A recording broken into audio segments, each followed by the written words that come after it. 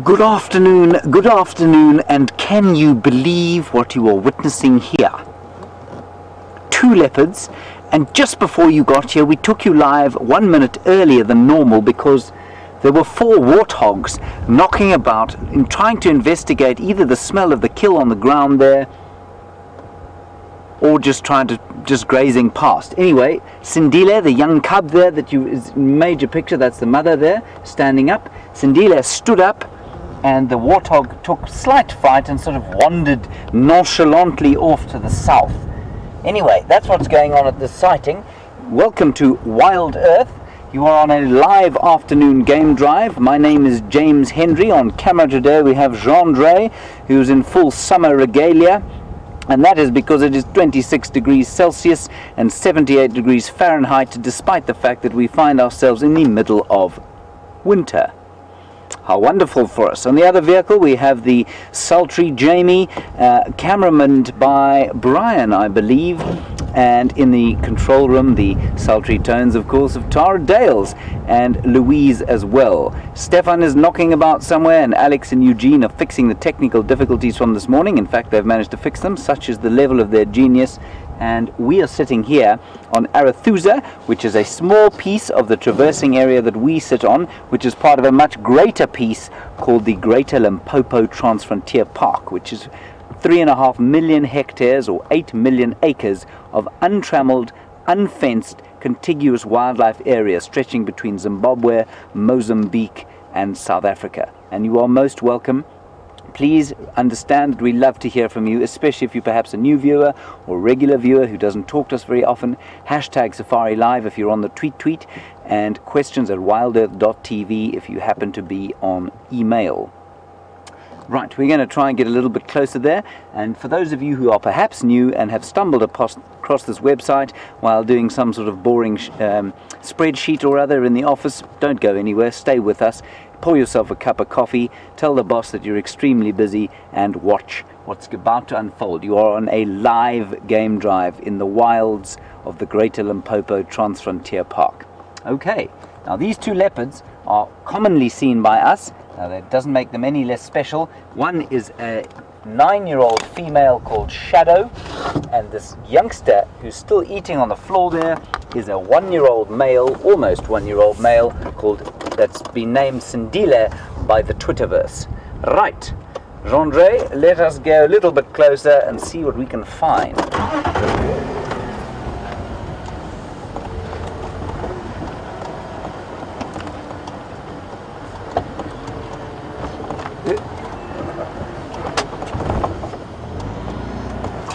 For those of you who weren't around this morning, amazingly exciting morning this was, with lots of lion activity, and Jamie will be going back to try and find the marauding males called the Birmingham boys that we found earlier this morning, and she is on her way there now, so she'll keep you updated as to exactly what's going on with the lions. So there was a kill here that I think some of you probably saw, and they killed a steenbok, which is a small antelope. Not a huge, sorry, a small duiker. Sorry about that, Jean-Dre. Is this all right for you? Small duiker, which is a small antelope, about 17 kilograms for a largish one.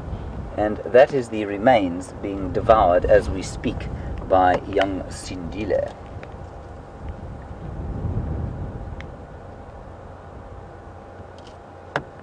Unless I'm much mistaken, that is Sindile. He and his mum are now pretty much similar sized, although his feet are now bigger than hers. They're no longer able to share shoes. That is in fact the mother. Sorry, that's Sindile, not Sindile, that's Shadow who's eating. And you can see that by her notched ears. Unless I've gone mad. Am I correct, Andre? Yep, I am correct. That is Shadow. That is Shadow, the mother. And Sindile is just sitting off to our left. We'll have a look for him now. A wonderful way to start your afternoon, I must say.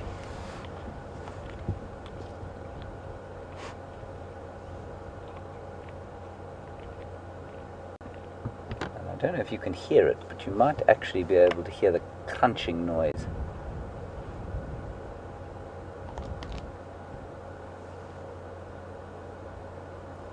That crunching noise is the carnassial teeth. The carnassial teeth are the molars and premolars in carnivores out here. You'll probably be able to find them in your house cat too if you want to really see what they look like. You might end up with a bit of blood on your hands, but you can try it. They are not like our molars, which are flat, or like a herbivore's molars, which are also flat. They're sharp, they're ridged, and they come down over each other. They sort of occlude over each other, as opposed to coming down right on top of each other like ours would. And that allows them to cut the meat off the bone. Allows them to cut off the meat off the bone, sort of slice it off. And that's what Shadow is doing now.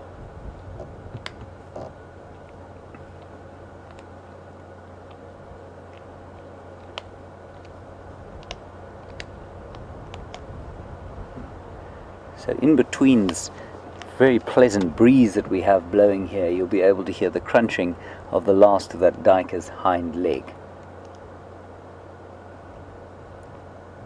They would have shared this kill pretty much without animosity, and you can see, I mean, there's certainly no animosity here now. That will change as the youngster gets a bit older, and by the time he's 2 years old or so, he will probably chase his mum off kills, or he'll certainly try and show a little bit of dominance at the kills.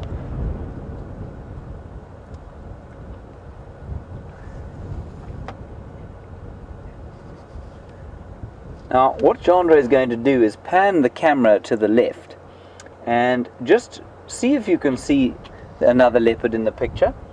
And if you can, you're doing pretty well, because they're exceptionally camouflaged. I'm not going to point him out. Well, obviously I can't. I'm not standing next to him. And Jandre is not going to punch the zoom in on him. Just see if you can spot him.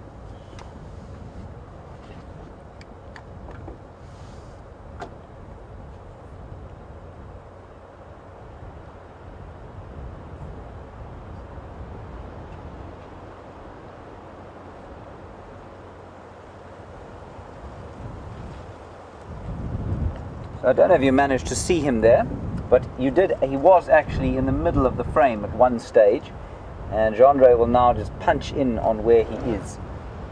And that's the young 1-year-old Sindile, lurking in the long grass beneath a beautiful termite mound. And they've had the kill apparently in the tree here. You see how pink his little nose is. That's the easiest way to recognize him at the moment when he's with his mum.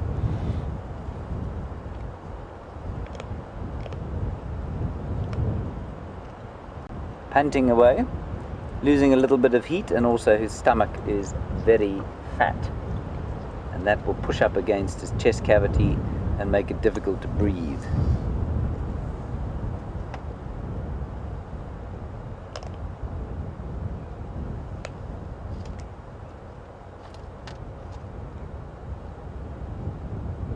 So unusually, this leopard apparently is not a huge hoister of kills. Now, hoisting means to lift the kill into a tree, and the tree under which she's sitting now, well, not the shade, but there's a big tree that you saw. There we go. It's a marula tree, and leopards do tend to like marula trees quite a lot because they offer relatively smooth perches and easy ways to climb, and often they will, in this area, hoist kills because of the threat of having the kills stolen by pilfering lions or hungry hyenas. And she, unusually for this area, doesn't hoist a great deal. She does hoist, but not all the time. And in areas where hyenas and lions do not occur, you find the leopards don't tend to hoist much.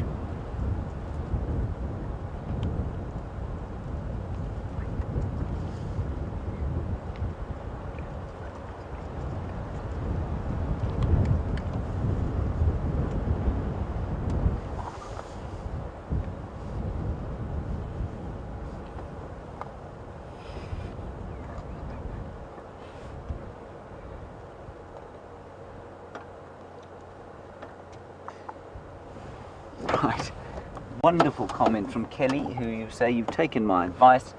You are You have issued work and you are now watching, probably at work. Kelly, well done. Good for you. Get one over the man. Okay, we're going to pop across to Jamie now. Jamie has got more cats than I. I'm very jealous of the fact that Jamie has more cats than I, but I don't think they're going anywhere, and we're not going anywhere for the next little while. So enjoy the 5 Birmingham boys, and I will see you a little bit later.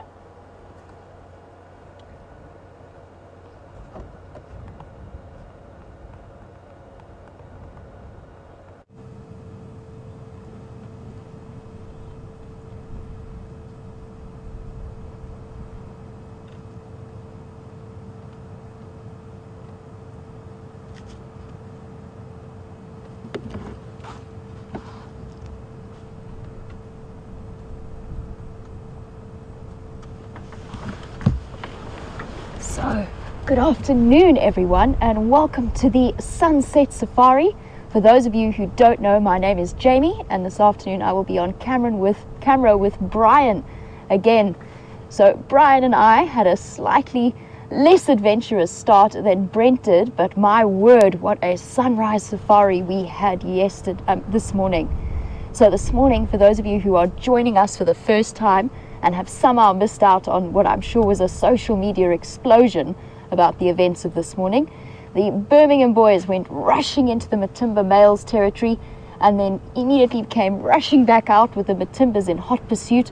Lots of growling, lots of lion audio, and kind of the 2 male coalitions drawing a line in the sand, which seems to be right on Gowrie Main, which is our southern cut line. So lots of action, no collisions yet, no physical conflict, but lots of vocalizations.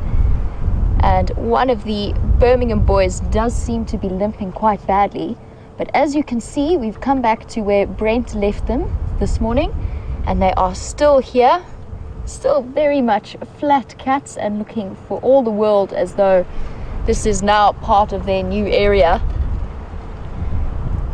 So definitely some interesting times. And this lion that is lying in front of us, unfortunately we couldn't get a fantastic visual on him. He just tucked himself away behind that grass clump, but he is limping quite badly. He seems to be sort of very sore around his left front paw.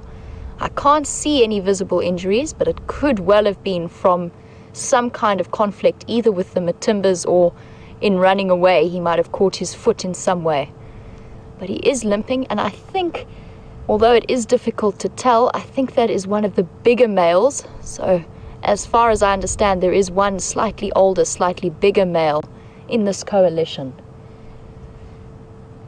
And as many of you do know, although for any new viewers, this is the Birmingham coalition, and it consists of 5 young male lions, somewhere in the region of 4 years old, 4 to 5. So just starting to come into their prime, and they are still young. You can see that they haven't got full heads of hair yet. Their manes haven't fully come through, but they are absolutely enormous lions, and they're going to be a force to be reckoned with over the next few years, and already showing themselves to be quite a scary coalition, having come into the Matimbas territory. And it's interesting, I was just thinking about it this morning as Brian and I were battling with the various technology gremlins that we were subjected to. And Hairy Belly, one of the Matimba males, has spent the last 5 days somewhat depleting his energy reserves.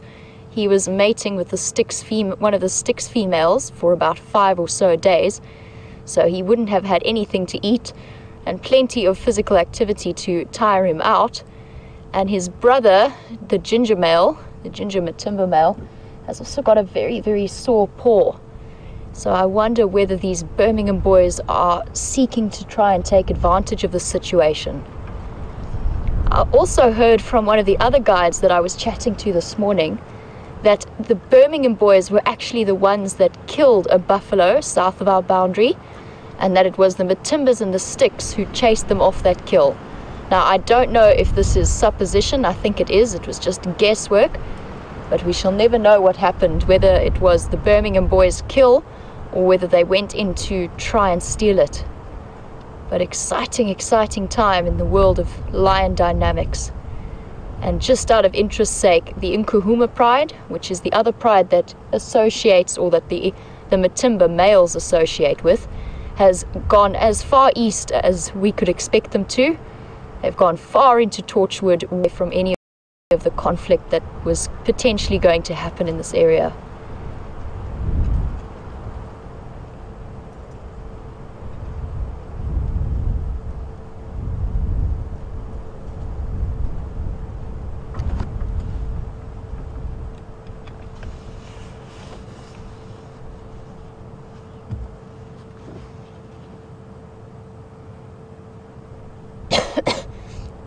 So as you can see at the moment, there are only 3 of them in front of us here.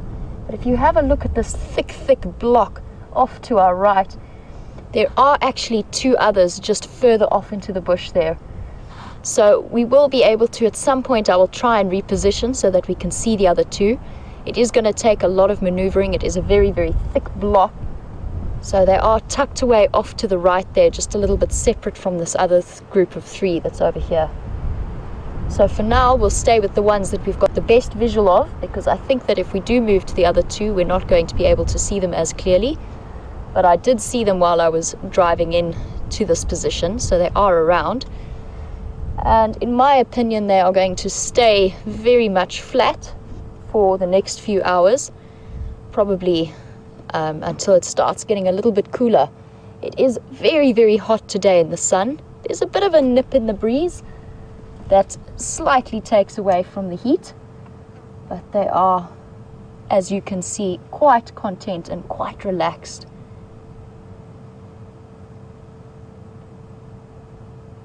And they're also covered in flies. Guys, while these cats are flat, I'm going to send you back across to James because something interesting is happening there, and I will be back with you later.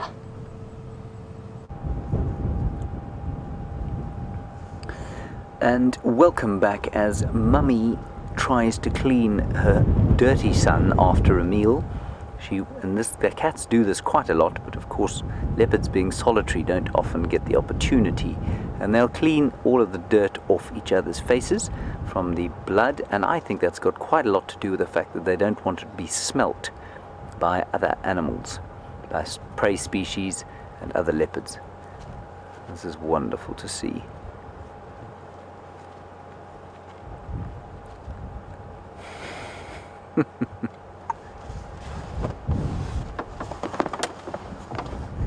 So young Sindile is just going off to see if there's anything left to eat.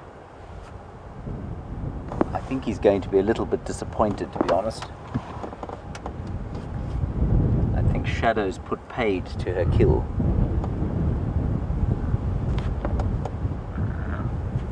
He's making little grunting sounds which you probably can't hear, and I think he's basically saying, "Where's my supper?" Go on, go up the tree, boy. Go on. He's hoping that she stashed something else up there, but I don't think she has, of course.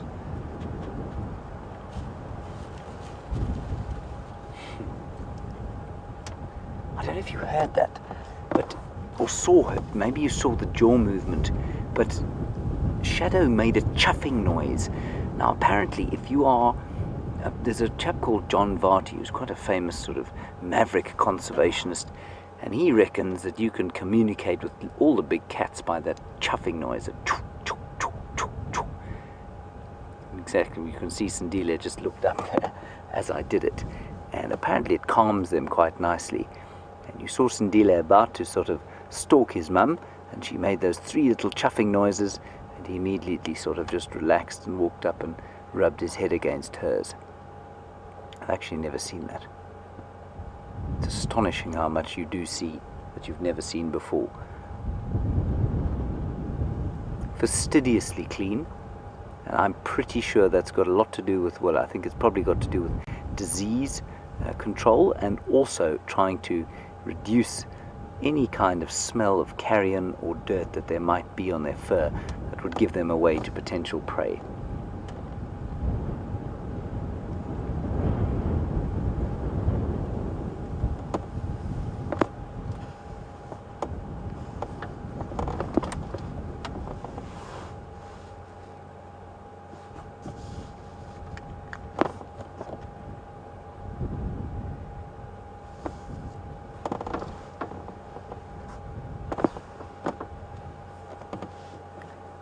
So Shadow is, well, not Shadow, Sindile is now a year old. And that's interesting. Just hang on a second.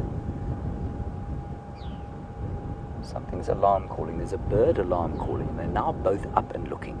They recognize alarm calls. It's amazing. There's a little bird calling from just behind us.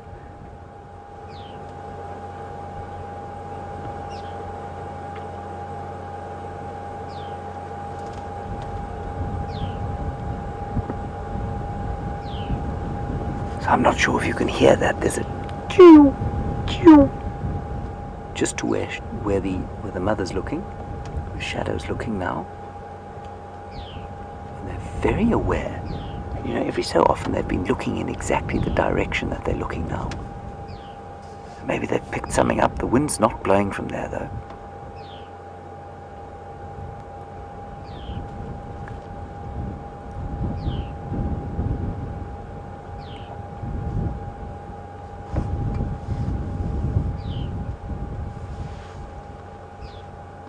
Drongo, look, there it is.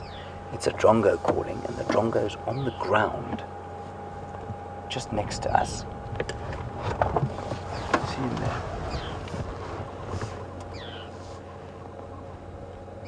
He's the one that's making the little alarm call. I think these leopards are going to move off now, you know. There they go. I think we'll follow them, right? Okay, let's follow them. Just back to you, the ages and things. You'll see them walking together. And Elaine, you wanted to know for how long they'll be walking together, as it were. And the answer, Elaine, is probably 2 to 2.5 years. The males tend to get a bit more homesick than the females, and so they hang around with the mothers for probably 6 months, even a year sometimes, longer than the female cubs do. I'm just going to try and do this as quietly as possible.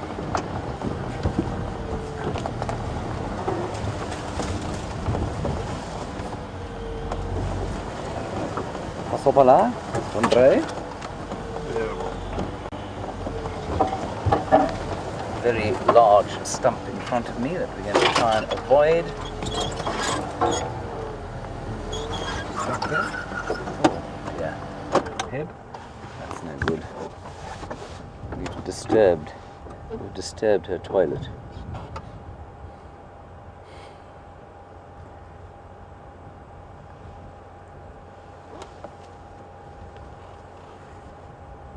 Now, everybody, I know you all know what domestic dog dung smells like.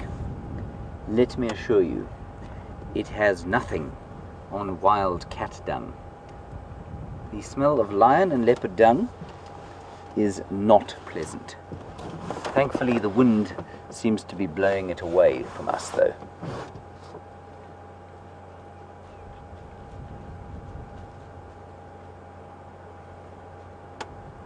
That is so special to see. Look at that. The tail sort of like an arm around his mum's neck.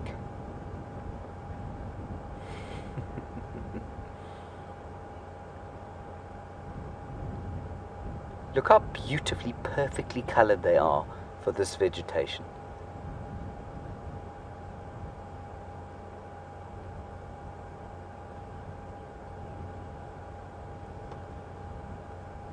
So nice to see. Okay, let's follow them. I'm going to make a little bit of a noise as I get past this stump. That's okay. They're a bit far away now. Hold on, Jandre.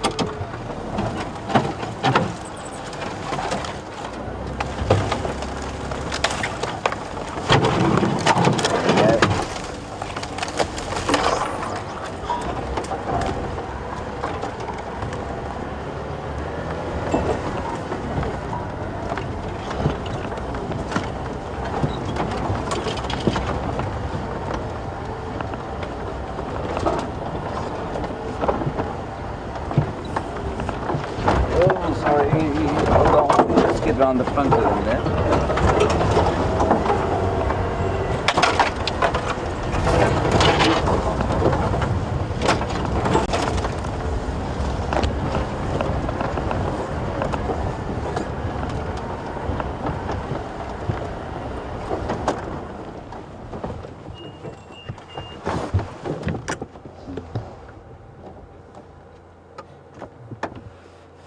It's not a sight you see every day. You can see they've got full bellies, eaten their little duiker. I've been told that a couple of Jamie and Brent reckon that Sindile, and Scott in fact, reckon that Sindile is as big as his mum now. I don't think he is quite as tall yet, but he is getting a little bit stockier than she is. He's definitely got big feet. Just like a teenage boy will grow big feet before he gets tall. In my case, that never happened. But I'm sure Gendre's feet got large before he did. Quite so. Yes.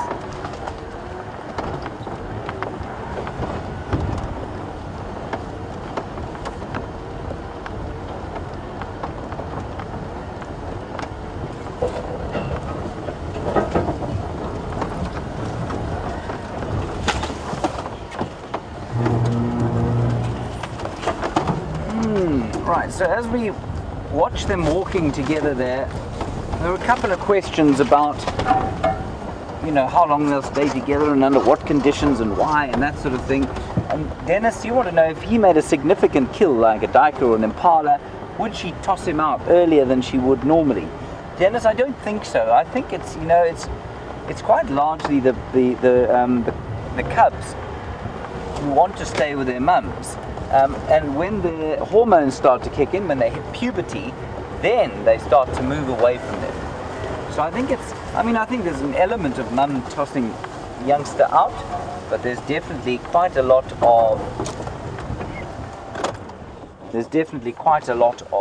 the male hormones deciding on when they move. Look at that. Oh, that's magnificent. Sharpening the claws. Don't disturb, Mum. Sharpen your claws. Good grief, Brent Leo Smith would be going crazy with his giant zoom lens. This is wonderful stuff, and all to ourselves.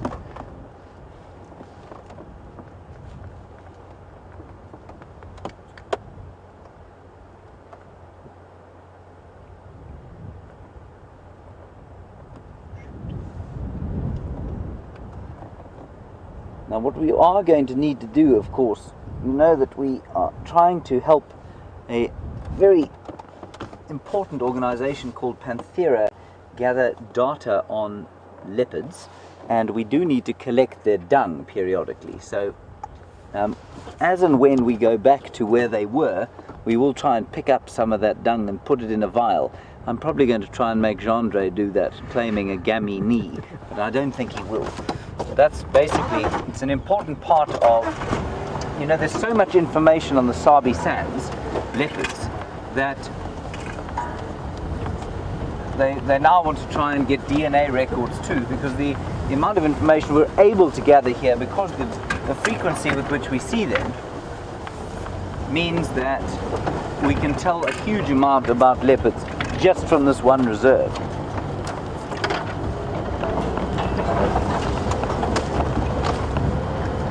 Right, so we're now on a fairly large road. I'm hoping they're just going to pop straight out onto it. There they are.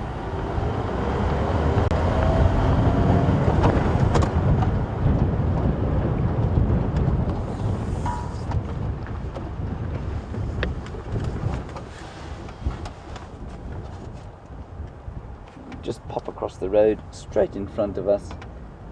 Look left. That's it. Look right.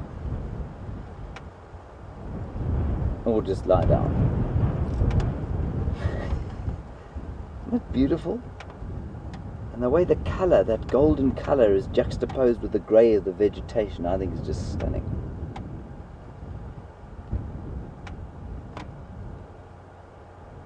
Loving the couth of the sand.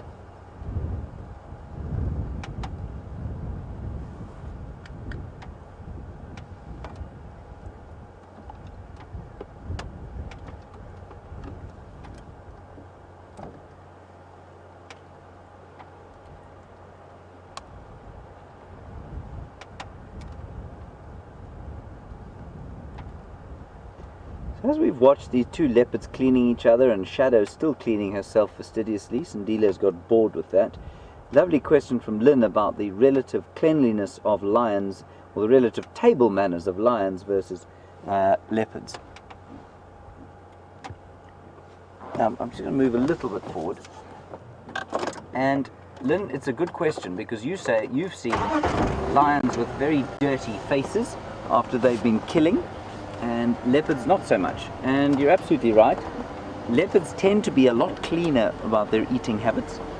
They eat much more delicately, whereas you find lions, you know, with their entire heads inside the chest cavity of their prey species, whereas leopards don't tend to be like that at all. It's all right, Andre.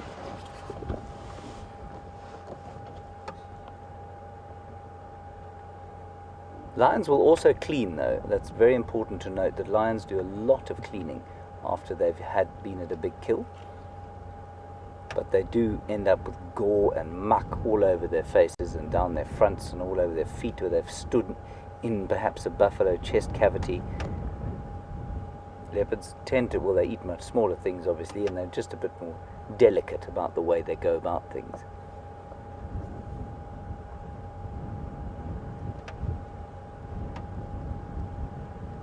Hyenas too will tend to have fairly poor table manners. And of course the animal, the predator with the worst table manners of anyone out here, of course, the wild dog. They have abominable table manners.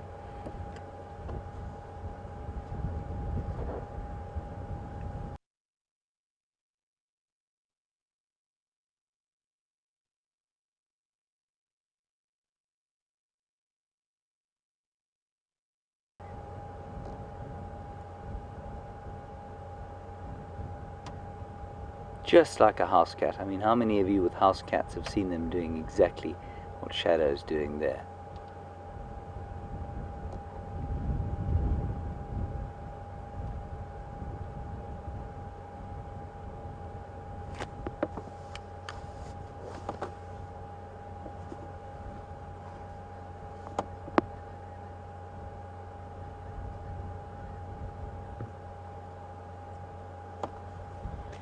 As you can see, I mean, you can see Shadow fastidiously cleaning herself there.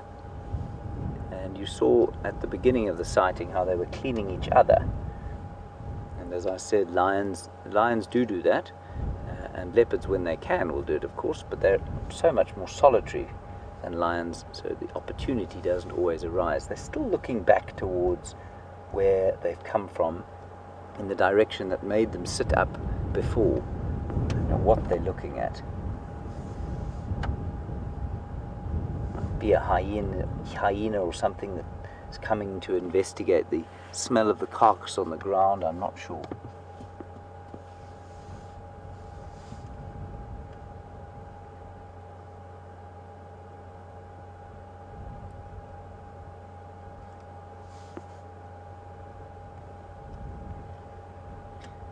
So we're sitting basically between, this is quite a nice opportunity to just give you a bit of a background as to where we live or where we are operating. And these leopards are now on the boundary between two sections of what is known as the Sabi Sands.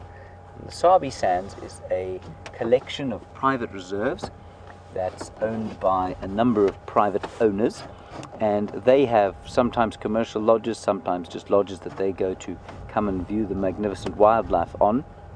And it's a collection of farms, about 60,000 hectares, that forms part of firstly the Greater Kruger National Park, which is the South African section of the Greater Limpopo Transfrontier Park. So it's all quite complicated. But the Sabi Sands is a collection of private farms on the western side of the Kruger National Park, and we're the westernmost part of the Greater Limpopo Transfrontier Park. As I say, 8 million acres. Right, we're going to stay with these cats a bit longer and see what they do, and while we wait for them to do something exciting, we're going to pass you across to Jamie, who's sitting with some muddy pachyderms. We'll see you a little bit later.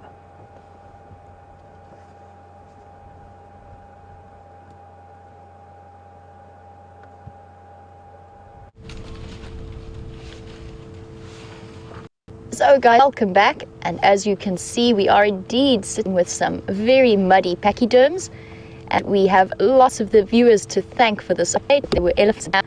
So fear not, we have not left the Birmingham boys for good. They were just very, very flat and not inclined to do very much, and we didn't have the best visual of them. So we get some of the other game drive vehicles come through and have a chance to see them. And in the meantime, I just wanted to come by and see these ellies that everyone was talking about. So thanks very much for that, guys. And when it starts to get a little bit darker and a little bit cooler, we will head back to the Birmingham boys and see what they're up to. You never know, they might be in the mood to hunt. But for now, we've got this very, very entertaining little ellie who's been feeding on the raisin bushes around here and the bush willows, and he doesn't seem to be as coordinated as the two adult females that are with him. Now, I'm not sure how many elephants were at the dam. At the moment I can only see 3, and I haven't heard any of the others, but maybe if you guys can send me an update as to how many there were, and I will keep my eyes peeled around me. And for those of you who are joining us for the very first time, welcome to Safari Live. It is fantastic to have you on board with us. And not only are you watching a live safari, so what is happening now is happening right here on Djuma Game Reserve in the Sabi Sands, but it's also interactive. So if you have any questions about these wonderful elephants or anything else that we may be seeing, or any comments, anything you'd like to share with us, please feel free to do so. And you can do it on hashtag Safari Live on Twitter, or you can email them through to questions@wildearth.tv.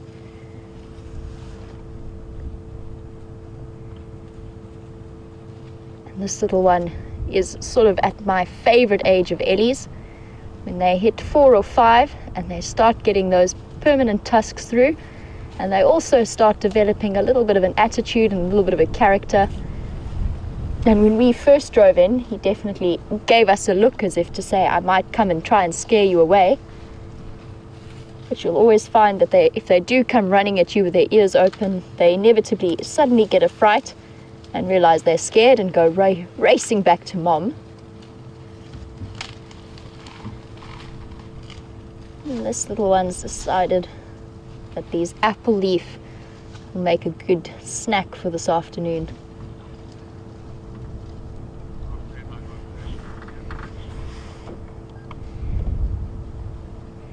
Sorry guys, I just want to hop on the Game Drive channel quickly, just to let them know what's happening. Oh, never mind, James is on it for me. Thank you very much, James.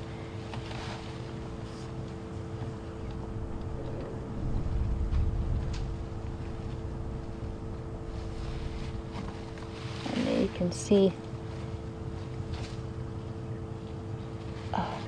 Did you guys hear that? I'm not sure if you were able to pick up on that sound, but it is one of my favorite sounds in the whole world. And it's just rumbling communication between the various ellies. It's a very, very low frequency rumble. And this one was quite soft. But often what you'll hear is when you do hear that rumble, then the herd sometimes moves off. It might be a message from the matriarch to head off. But they do seem to be still staying here, so it might have just been a contact call between them. And there we've got that female on the right, and if we have a look, you can see that especially around her ear, she is coated in mud from the dam, so a great way to deal with dirt and itches.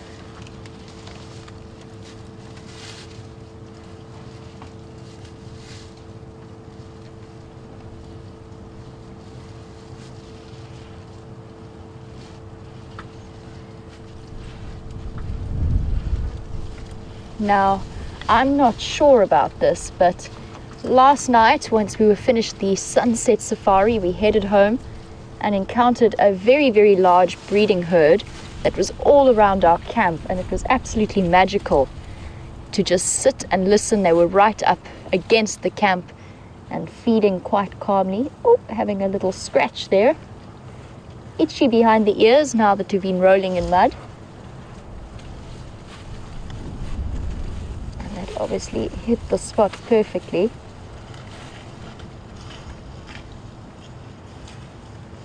But we did have a magical evening just surrounded by elephants. And we didn't spend too much time. We couldn't actually see them all that well, but we did spend ages just listening to them moving around, rumbling to each other and feeding in the dark. So very, very special. Definitely a lovely evening. And one of the females has just moved across in front of me. She's going to come round to the right side.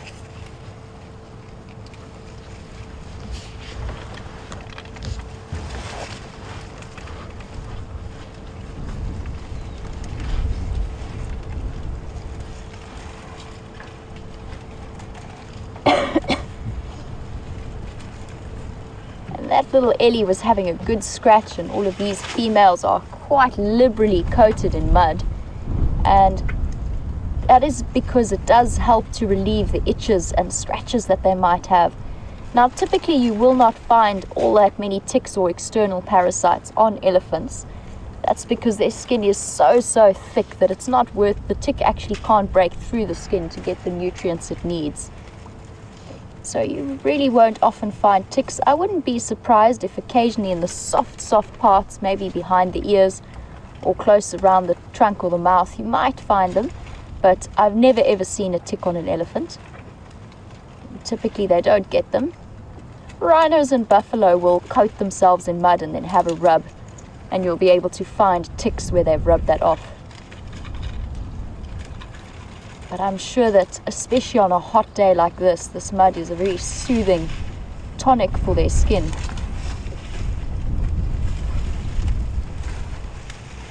Hello, big girl.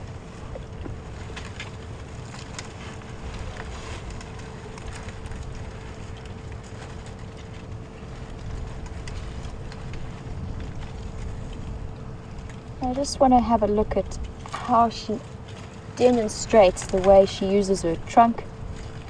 In that case it was in a stripping motion, so wrapping it around the branch and then just pulling away all of the leaves. And then sometimes she does just use her tusks to help her break something off if her trunk isn't working alone. She might hook it over the top of the tusk. At the moment she's just wrapping her trunk around and stripping. It looks like they are going to move off a little bit. We'll stay with this female for now.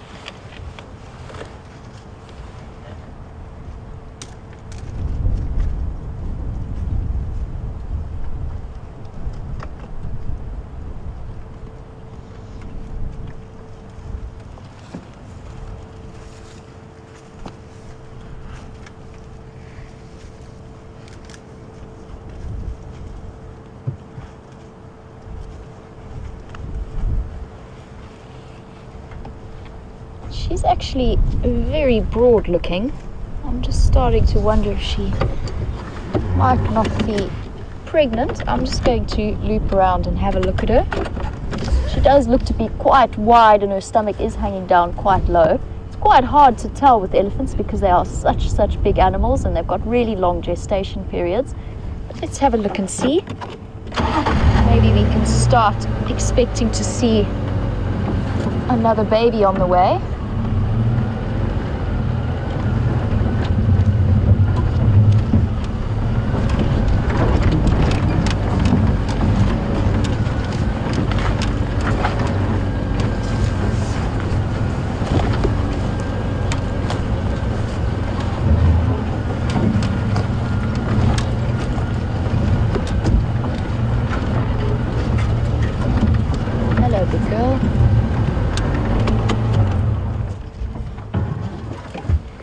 Not sure, but I think it's a possibility. She might be pregnant. She does look just to be carrying quite a lot of weight around her middle and drooping down a bit.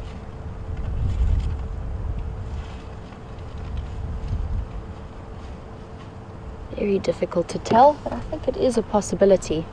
But as we see her walking away, you can see how liberally coated with mud she is, and how incredibly large these animals are. And on a day like today, this is not even close to the summer highs, but I know that I am feeling the heat in the sun. It's about 26 degrees centigrade. And if you are as large an animal as an elephant, it's quite difficult to lose body heat because you've got a very small surface area to volume ratio. So they maintain heat very, very well. And their biggest and best cooling mechanism is those huge ears with an extensive network of capillaries that they pump blood through.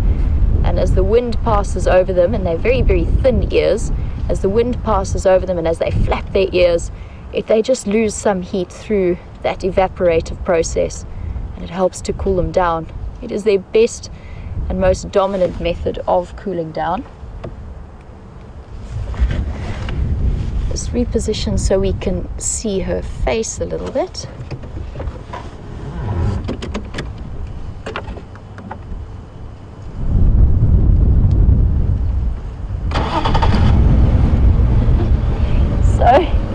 John in Atlanta would like to know how my elephant dung project is going. Now, for those of you who might have missed that particular drive or not sure exactly what that was all about, I picked up some very, very small elephant dung while I was out on drive, and we were playing a bit of a guessing game as to how young that particular elephant might have been. And I said after that every time now that I see a young elephant and I actually see it defecate, I was going to come back and collect the dung and then start to build up, just in my own mind, maybe with you guys as well, a bit of a database on ages of elephants compared to their dung size. So a bit of a random project, but something that we were having quite a lot of fun talking about and just guessing at. And the answer to that, John, is I haven't yet had that opportunity to actually see the baby elephants defecate yet. So I haven't spent that much time with the breeding herd. I'm just I have stopped just to give her a second to decide where she wants to go so that I can loop around and follow her without getting in her way. And you can see from this rear view, what I mean is how far she protrudes out to the side. I'm not sure, but I do think she does look disproportionately large at the sides. I don't know, but that to me does not look like your average female elephant.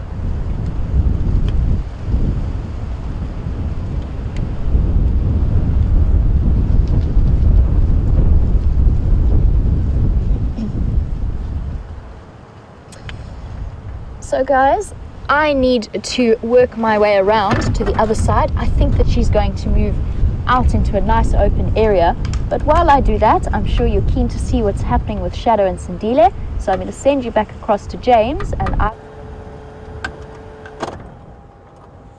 Hello everybody, there's a steenbok and there's a leopard, two leopards, and the steenbok can see the one but not the one in front. And unfortunately, oh, it's seen them both now.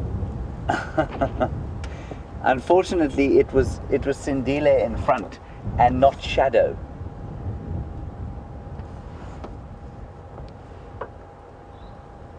Which is a pity, because I think Shadow would probably have managed to smack the hapless steenbok. Wasn't that fascinating to see? They're pretty much in the same place where you last saw us. There is a car going past, so your visual is going to be impaired. Go for it if you want. Okay.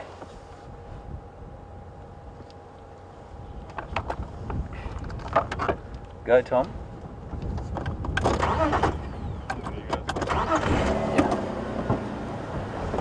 Yeah, I affirm, Tom, they've just turned east onto Wertella.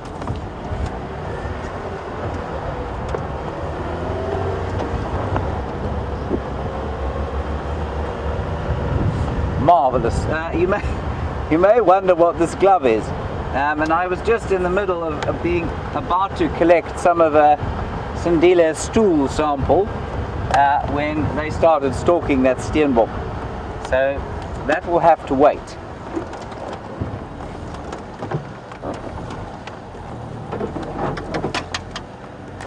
take this thing off. There we go.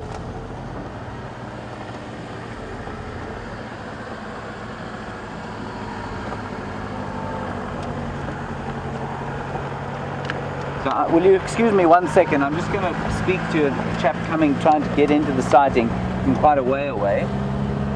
Tom, your best approach is going to be to come probably Impala Plains, and then I'll call you in from there. So we'll follow them gently through here, and I'll come back and fetch the stool sample a bit later.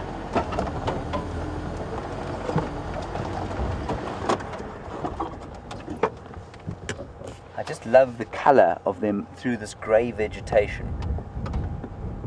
And a lot of people find this quite harsh. They find the vegetation quite difficult because it's sort of grey and not verdant green, but I really love it. I've got so used to it and so inured to it. And I just think it's beautiful. Yes, it's a little bit harsher than the Serengeti, but it's very lovely. I'm going to try and follow them along the side of the road here rather than crash through the bush after them. I think it is going to require some crashing at some stage though. John Dre, keep an eye out, I don't want to lose them.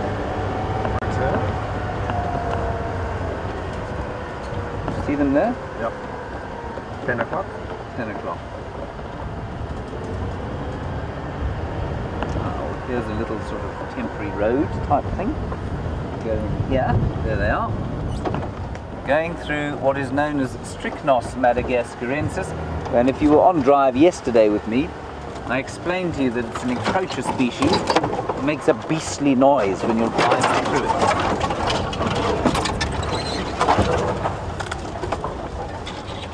Just want to be a little bit careful around Shadow. I know that I've seen her move, I think, more than she would normally with vehicles crashing through too much behind her. So I'm going to keep my distance, or try to, without losing her.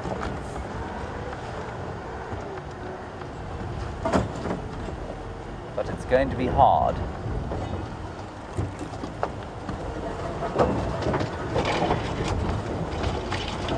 Sorry, Andre, we're not going to be able to get into great position just yet. Maybe they'll go up that termite mound.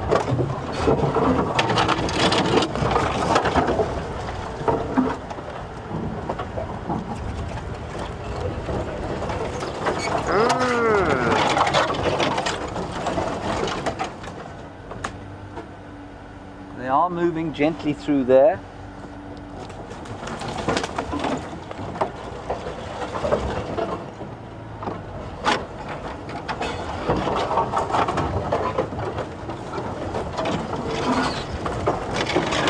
I think what we're going to do is hand you back to Jamie while we crash through here. We're not going to get a great visual for now, but I'm going to keep following them.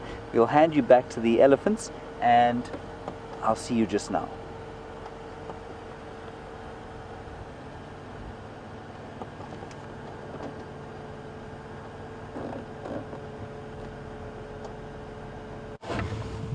So guys, welcome back. Sorry, just doing some quick repositioning to show you the rest of the herd. And I was just going to loop around that female, but then we bumped into these three over here.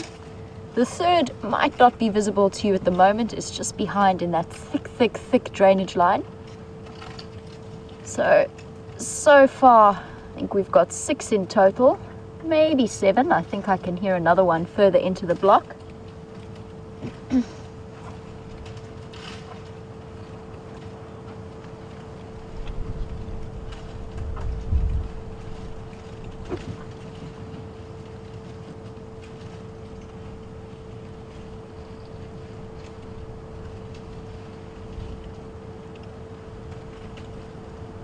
So we were talking a little bit about that potentially pregnant female earlier, and I definitely think she is. And Tanya from the UK has a really good question for us. So if that elephant is pregnant, she's going to be pregnant for 22 months or so. It's the sort of average gestation period for an elephant in this area.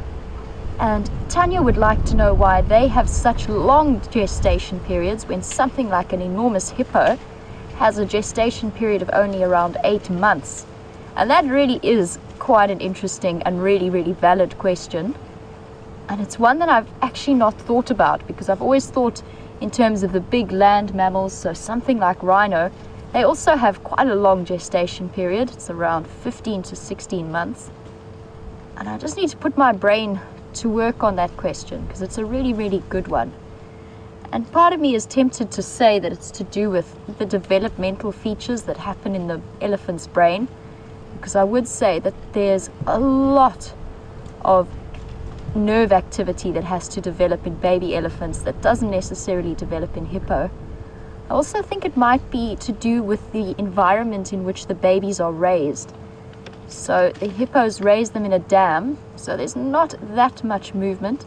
The females can stay closer to water when they go out at night to graze and be more protective over their babies and rush back to the dam if they had to. But baby elephants may be required to walk very, very far even when they are young. And you can see there are those wonderful feet of the elephant that will carry them enormous distances. And you can see how far she steps with each stride there. And a little baby elephant has to be able to, well, it has to be well developed enough to be able to keep up with mom. So maybe, Tanya, that's part of the reason why the gestation periods are so different. It's a question I haven't thought about, and it is a really, really good one. So I might look into that a little bit more when I get back to camp.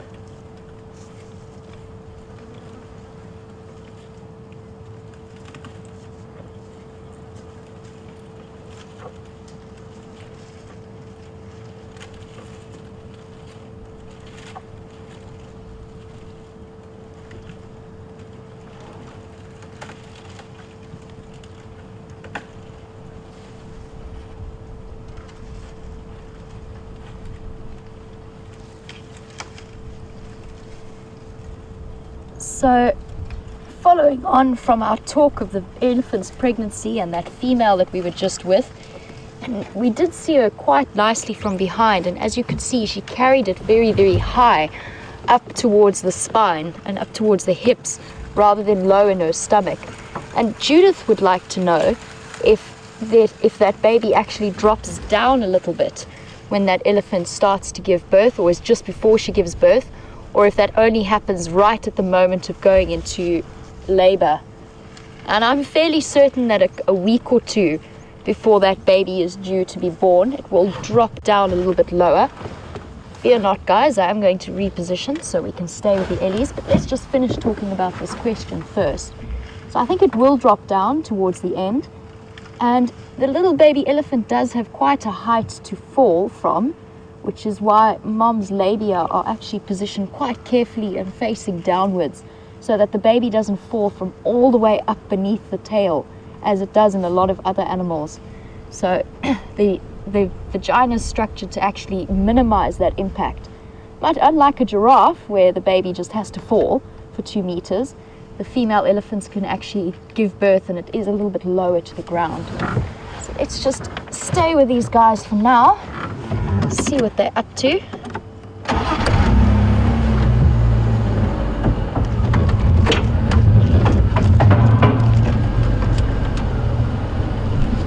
I'm going to try and get an idea of their general direction that they're moving in, so that we can move around to the front of them. But it is wonderful to watch elephant bottoms walking away. But let's try and watch them as they feed.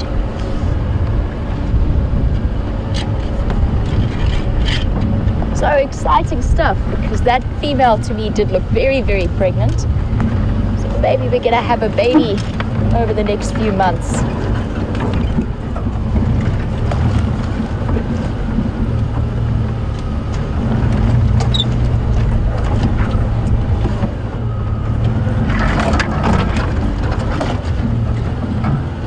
They do look like they're going to start moving into quite a thick block, but you can still see them for now.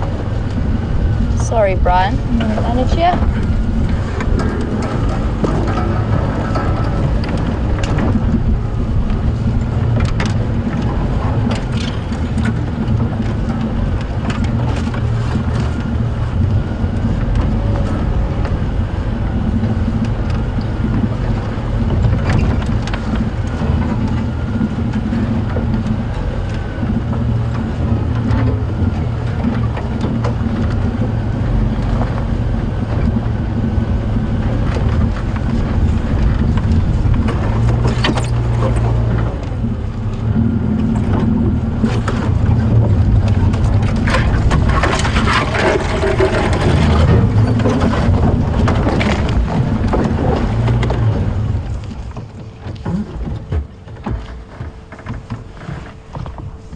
Sorry, my girl. All right. It's okay. You're fine.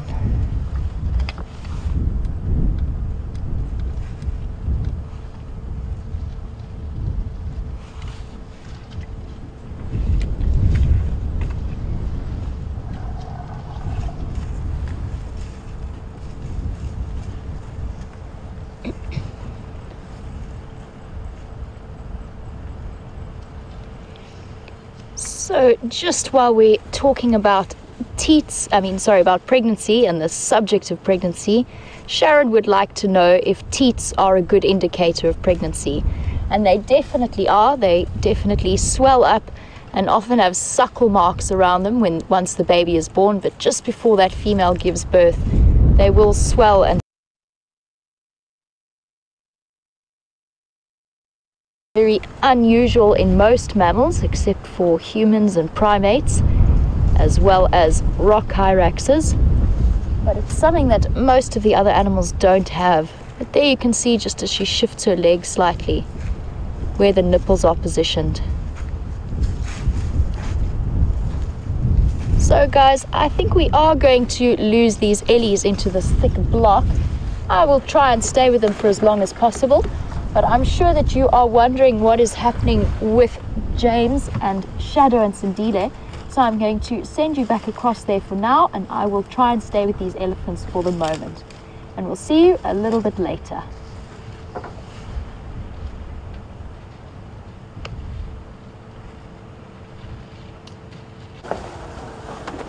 Hello everybody, we have traversed an enormous windy impenetrable strychnos thicket, and here we are. We're still with the two beautiful leopards off to our left, and it is getting a little clearer through here, and they're just walking sort of, I'm not sure what they're doing really, but they're just walking through here, perhaps going to mark a bit of territory, although they haven't marked any territory. I'm not sure what the end game is here, but probably to get away from the remains of that kill, which may be, of course, be attracting hyenas and things like that, and they want to be as far away from that as possible. Let's get a quick shot of them going past this tree here, and then we will carry on. There's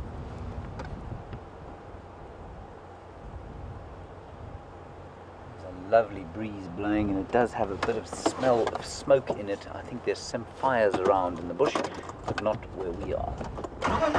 All right. On we go. There's one lying down there, Gendre. I'm just going to go around there, I think. That will be our best bet.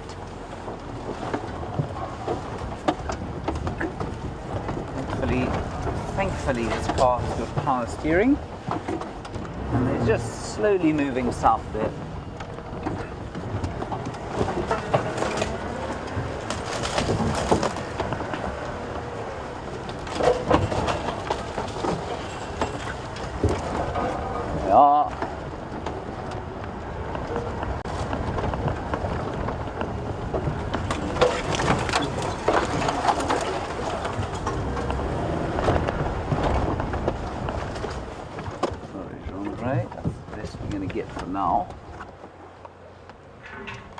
Interesting that Sindile is in front at the moment and Mum is behind.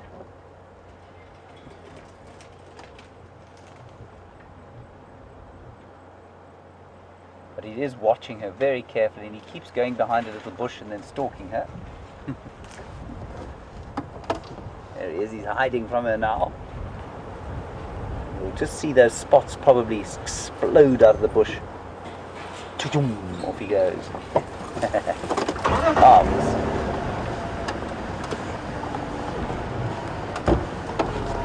Good afternoon, good afternoon. How are you? Good. They're just in here.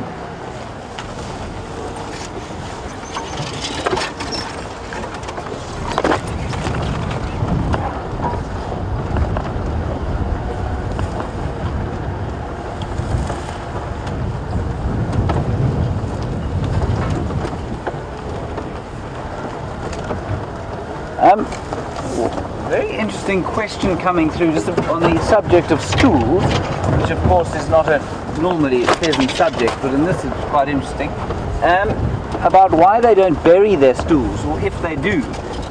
They don't bury their stools often, mostly because they use them as territory markers. So they try they try not to bury their stools unless they're around a kill. I have seen cats try and bury their stools if they happen to be around a kill and they need to go to the loo, then they will cover their stools. Unlike a sort of domestic cat. There's a Shelley's Franklin. You see that, John Ray? Not seeing the Franklin. Just right here on the ground. It's so well camouflaged. That's the rarest Franklin that we get here, called a Shelley's. Got it. Goes here from the Shelley's Franklin. It is getting pretty thicksome in here. Andre? Quite a lot of gory bush in this particular area. 12 o'clock. Leopard is there and there. Can you see them? Yep. Oh yeah, the camera call. Okay, I'm going to nip forward.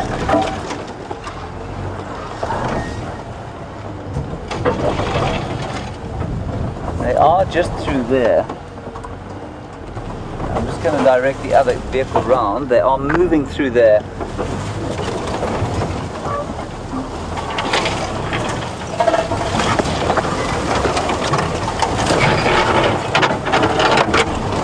This is an utterly beastly area they've chosen to go.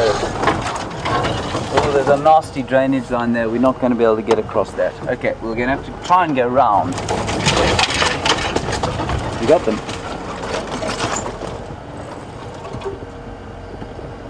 Okay. All right, everybody, I think before I make you all seasick and maybe lose your dentures, we're going to go around this drainage line. And while we're doing that, let's go back to Jamie and you enjoy the elephants, and we'll try and keep up with Sindile and Shadow. See you just now.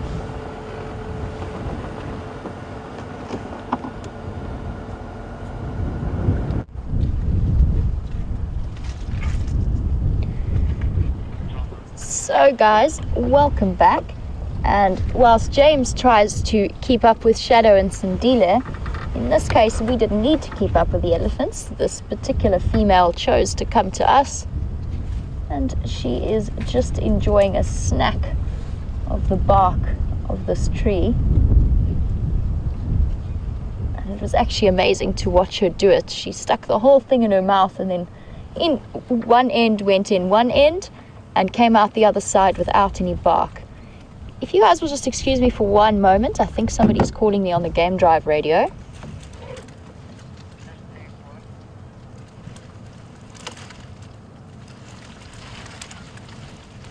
There is something unfortunate in the nature of the fact that James and I have such closely sounding names, because on the Game Drive channel, James sounds a lot like Jamie, especially since I've gone through a lot of my life being nicknamed James.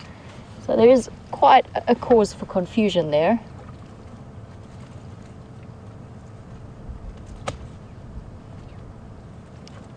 Stations confirm. Was anybody calling Jamie?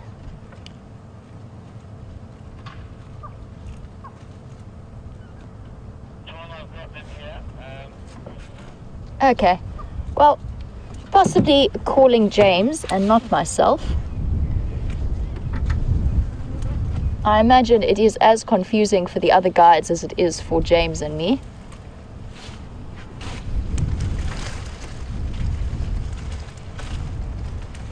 And at this time of the year, the elephants have to work extra hard to get the most nutrition out of the trees that they eat.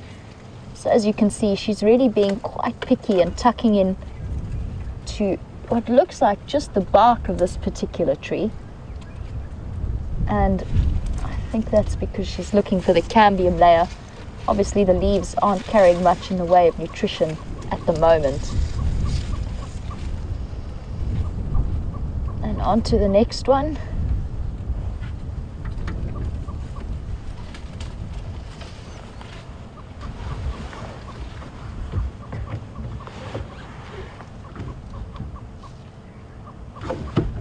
Let's try and shift forward a little bit. So, oops, sorry, Brian.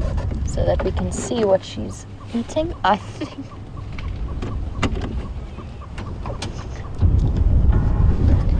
Okay guys, so I'm going to send you back across to James and see if we can catch up with our ellies, and I will see you a bit later.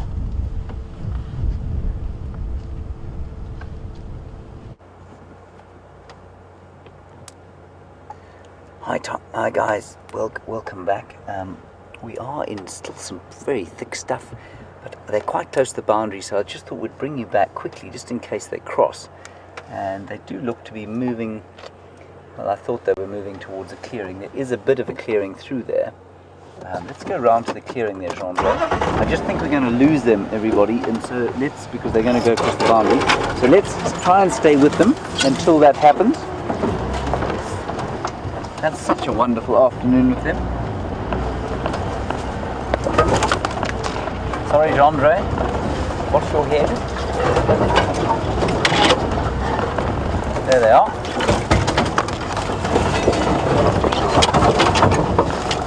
Just moving parallel little drainage line there.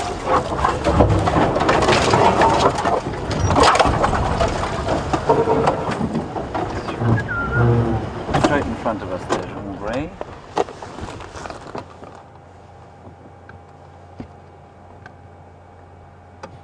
Shadow and Cub Mobile South Rebecca's Road, almost on junction with Gary Main.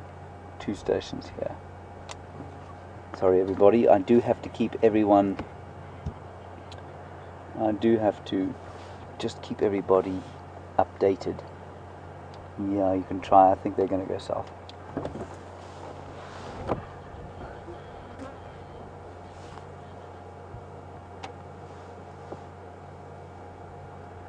Beautiful. Looking for something in that thicket. That thicket, I suspect, will be fairly untraversable. Right, let's go. Oh, look how beautiful the colour is. See the mum anywhere? Just watch your head. Sort.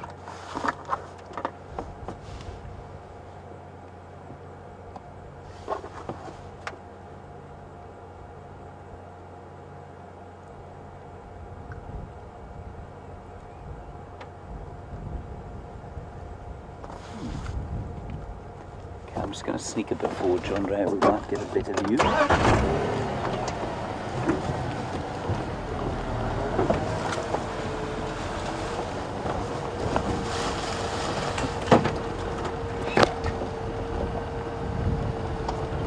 He's eating himself a bit of jackalberry leaf, which is a bit odd. Get in there. Take out this tree in front. Yeah. Wonderful, what a great sighting. You're just going south now. Wait, fella, don't leave us.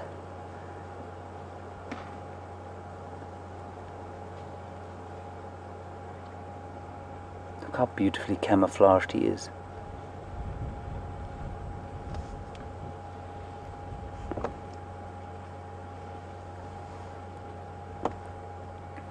There's no way we're going to get a car in there, I'm afraid.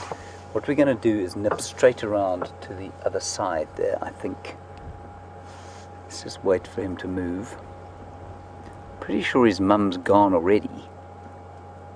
I can't see her anyway.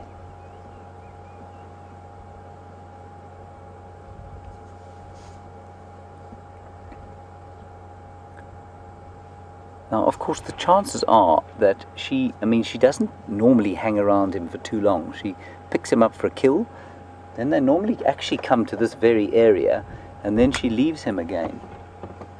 He goes off to do a little bit more hunting, at which she's particularly adept.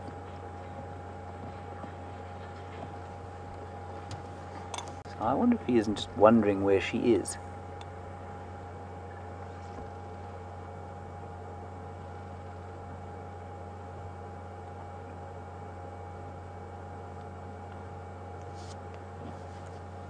Excuse me quickly, I'm going to ask on the radio.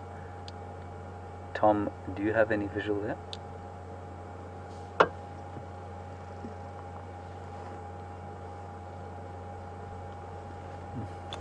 Yeah, okay. Let's try and see if we can go round. That might be the last we get of him, I'm afraid. But let's go around and have a look. We're pretty close to the boundary. And I wonder if she hasn't just left him in this thicket. It's quite interesting because he's often found when he's on his own around here.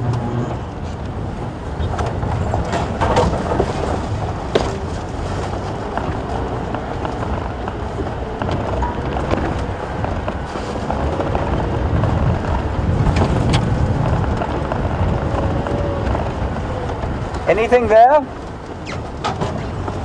Got the young male has gone through the drainage line towards the south. So I'm going to nip around on the road.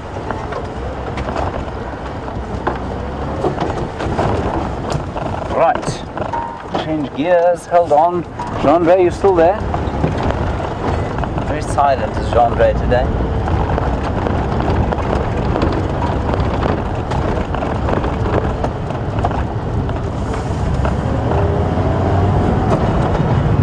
Now being hit in the face by the leaves that are living on the top of the vehicle.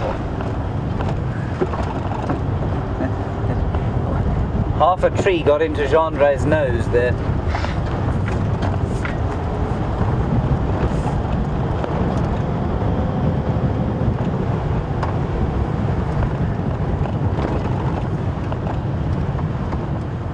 Right. So interesting. This is so often where we find Sindile on his own.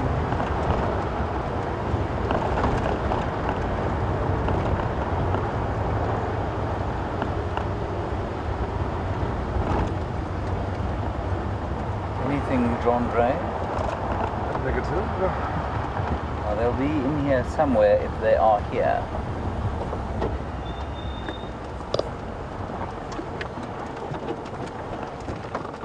Looking to see if I can see any tracks of shadow.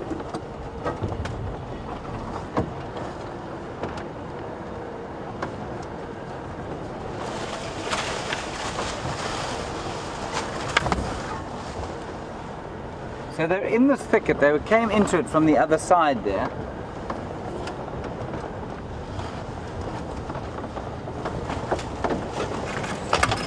Well thought, Jean-Ray.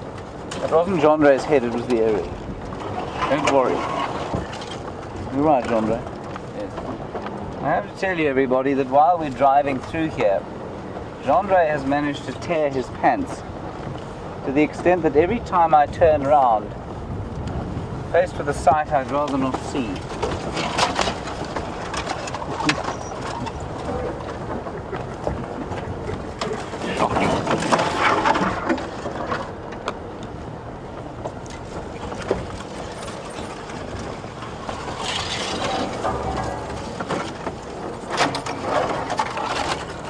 So while we're looking for these elusive cats that have been so wonderfully confiding all afternoon, they are difficult to see. They are exceptionally well camouflaged, as we know. Just heard a bird alarm calling here. And while we drive through here, Dennis, you want to know, are they more camouflaged in the dry season than the wet? Dennis, I think they are. I'm just going to have a quick listen here. Can you see them?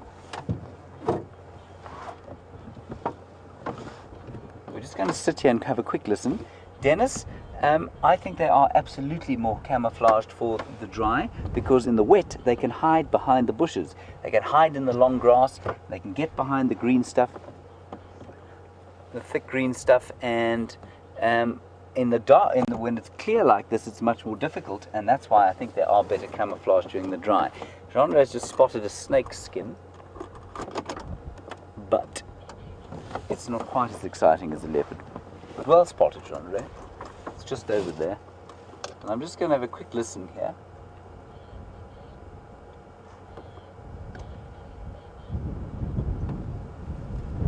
I can't hear any alarm calling.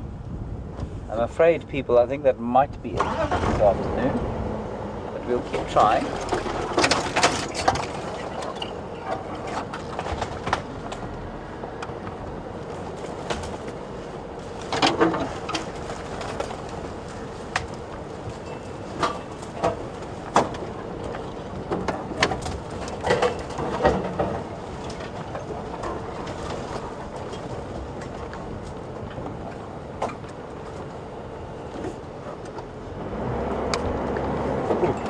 Got him. Well done, Jean-Ray. Jean-Ray spotted him. Where? Got him. Where he comes? 1:30. 1:30. Is he coming towards us or lying down? Lying down. Shall I go towards there? I think that would be most helpful. Okay, Yeah, right. Thank you, Jean-Ray. There's no need to be smug about your spotting skills. Well done.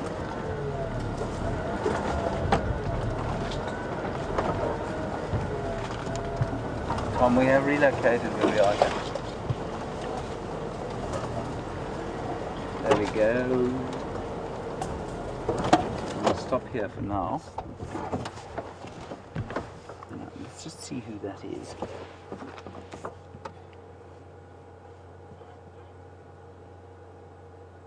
That looks like the youngster. Yeah, that's Sindile. Go ahead. Please excuse me, there's now hundreds of people trying to see these leopards. Because all the game drives have now got mobile, you see, because it's about, I don't know, it must be about 4 o'clock, I guess. And so all the lodges that have game vehicles will now be sending their drives out to explore.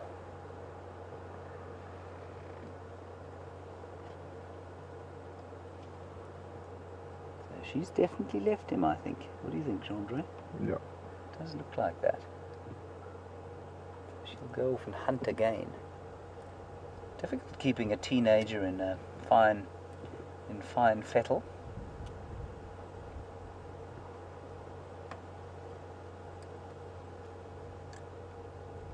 We've had some discussions, you know, over the last little while about how, because we find him on his own quite a lot, we also find him quite full on his own quite a lot, and I think some of that has to do with his mother, and some of it has to do with the fact that I think he does catch francolins and scrub hares and other small things on his own.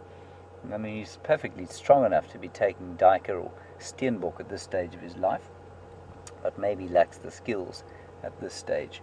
And we've had a lot of discussion about the skills of his mother, who has lost 6 litters up to this stage, and I managed to offend a number of people by saying that I felt she was that, therefore meant that she was a bad mother. And while I do sort of stand by that, it must be understood that there is a huge amount of luck associated with successfully raising cubs in an environment like this, and I think she's had quite a lot of bad luck. So, just a quick summary, perhaps if you've just joined us. We found these 2 where they were found this morning, and indeed they were found yesterday on a carcass of, well, it was more the remains of a carcass of a duiker, which is about probably 2 kilometers as the crow flies from here, and they started to move almost immediately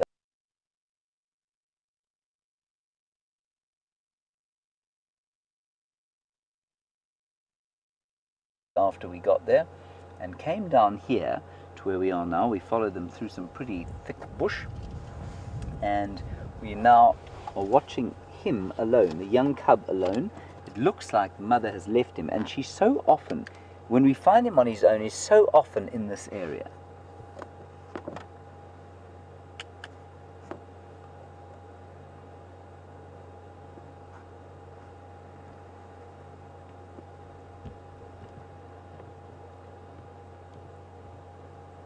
Right, so we'll wait here with little Sindile and see what he's doing for the next little while. And while he's doing what he's doing, you're going to watch some elephants with Jamie. I think they're about to disappear, so you can go and say goodbye to them, and I'll see you just now.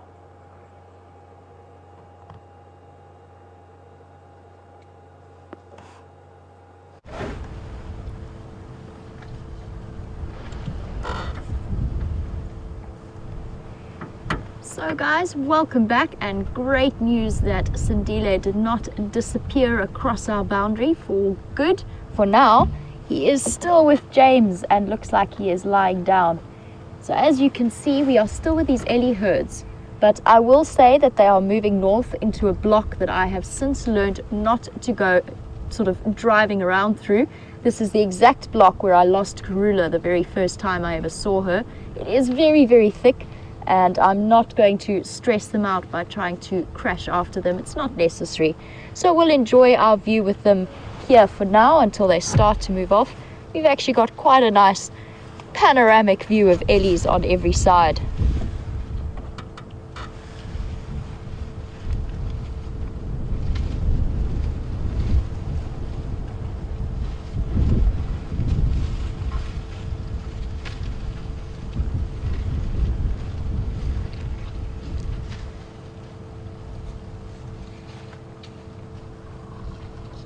So as this particularly wide female walks off, Pamela would like to know how long it takes for an elephant to give birth, and if I've ever seen a baby moving inside the stomach.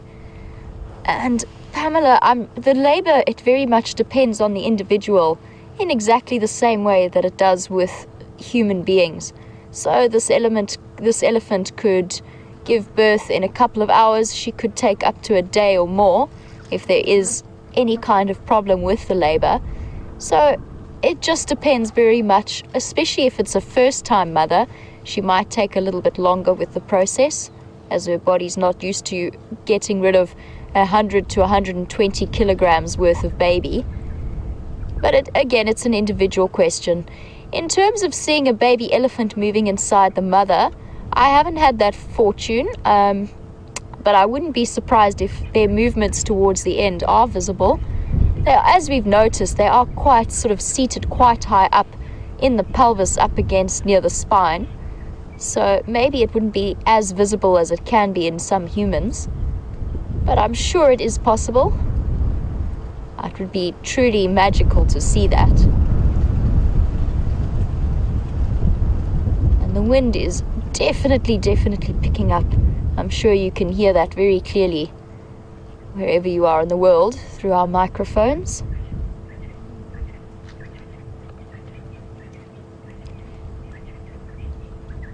And definitely one of my favorite ways to spend an afternoon. There's nothing that is as peaceful for me as sitting in a relaxed herd of elephants like this, just watching them go about their daily business.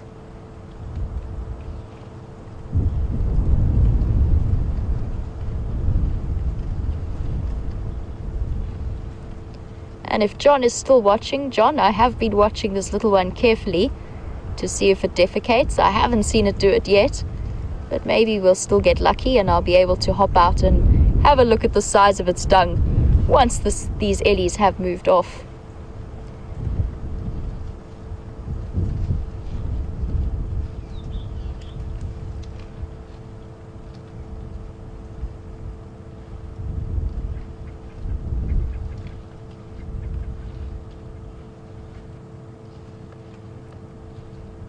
And I did say that they were moving off into the block.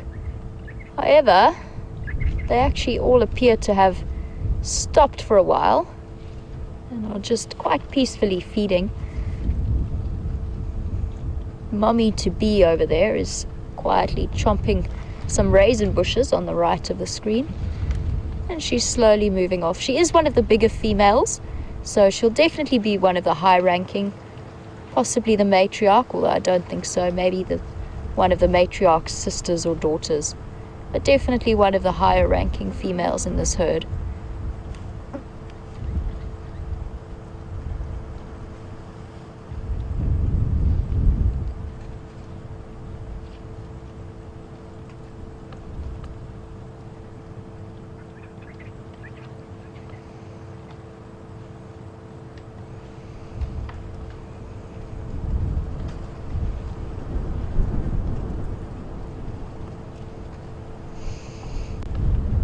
So in the next few months, depending on when this baby is born, it's going to have possibly quite a hard time ahead of it.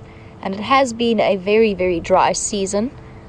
I'm sure many of our regular viewers know that the rainfall in our rainy season last year was not fantastic at all. And unless we get some nice early rains, the vegetation cover and the dams are going to start to dry up. The vegetation is going to start to become less nutritious. And Dennis from Lakeville would like to know that given the huge distances that elephants cover during the dry period, would a calf born during this time be slightly more at a disadvantage or struggle or have a harder time of things at this particular time as opposed to one that's born in the rainy season? And I would definitely say there is a case for that. Not only do they have to struggle to keep up with a herd and move long distances, and elephant herds can be very good at sort of shepherding the little baby along and letting it stop to sleep whenever it needs to. But the nutrition contents in the food and the access to water is just that much more restricted. And for mom, those nutrients are essential for her lactation to produce the best possible quality of milk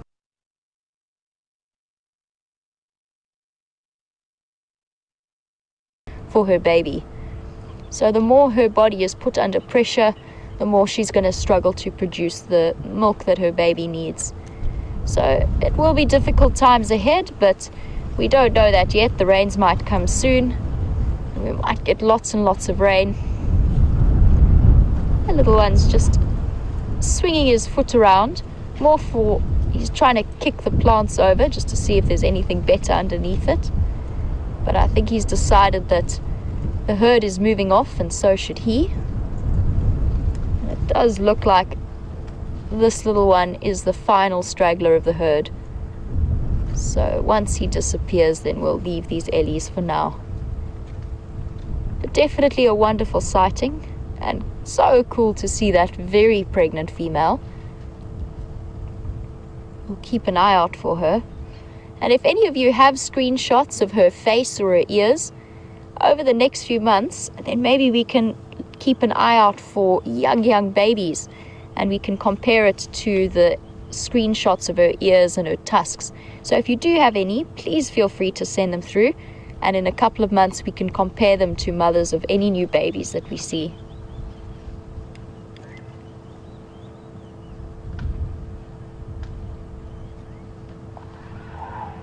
Ooh.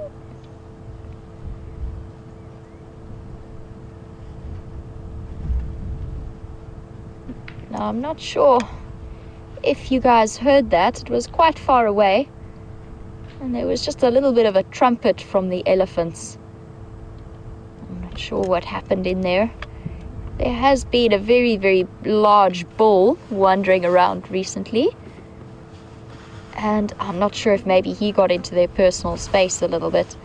I know that he was seen by both Brent and James, as far as I know, on separate drives.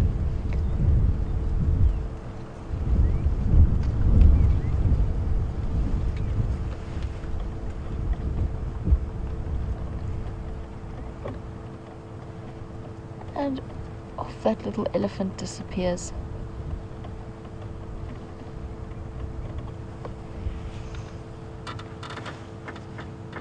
And that elephant dynamic and herd dynamic is so wonderful to watch. You can see how amazingly an elephant can disappear into the bush. Now, we are sitting, how far away are we? Maybe 70 meters? Yeah, about 70 meters from these animals. And unless you see them moving, well, obviously we've got nice and zoomed in images from the camera, but from my position, unless you see them moving, even in the driest of weather, it's amazing to see how they disappear on that screen behind the trees. Now with Brian zooming out, you can see how amazingly camouflaged they can be. And you wouldn't necessarily expect it of an animal that large to imagine that they can disappear off into the bushes. But I have definitely had moments where I've been walking in the bush and stumbled across an elephant that wasn't feeding, just sleeping. And because it was sleeping, there was no sound to alert me to its presence. and you can get very, very close without seeing them first, which is why it's so important to stop and listen and be very careful as you move through, especially thick vegetation. And that is a very good example as to why, because the last thing you want to do is surprise a breeding herd of elephant or find yourself in the middle of one on foot. They tend to take rather poorly to that kind of intrusion. So very important and an interesting lesson about walking in the bush.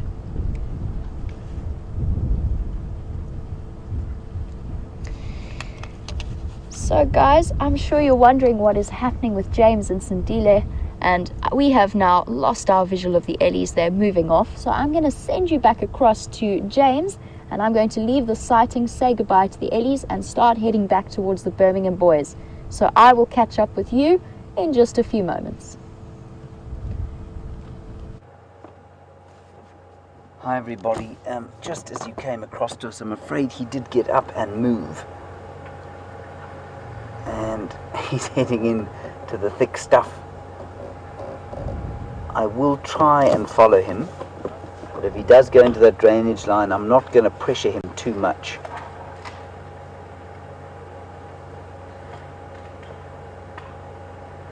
It's a lovely, lovely afternoon now. The light has softened beautifully.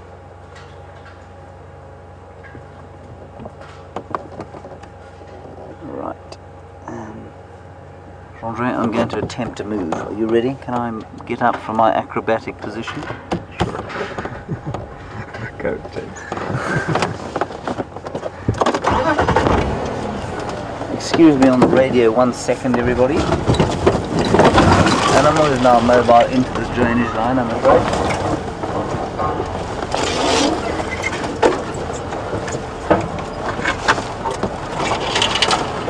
There he goes. Andre, watch the tree there, my friend. Yeah. Yes, you. I suppose we could follow him straight through there.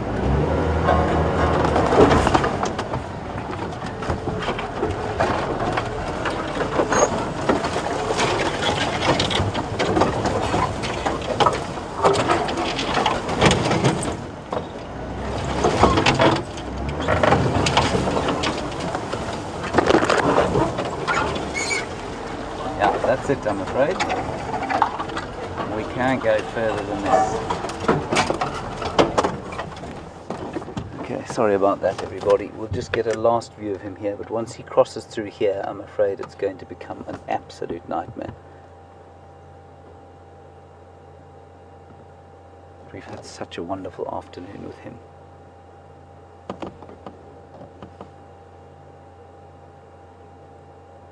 He's just dipped down into the drainage line. We'll see if he pops up the other side. I wonder if he doesn't just want a little bit of privacy. He's now, I can just see him there. Can you see him, Andre? He's now gone sort of to the left of your picture into the drainage line. Alright, we're going to try for one more view, and then I'm afraid we're going to back out of this melange of trees.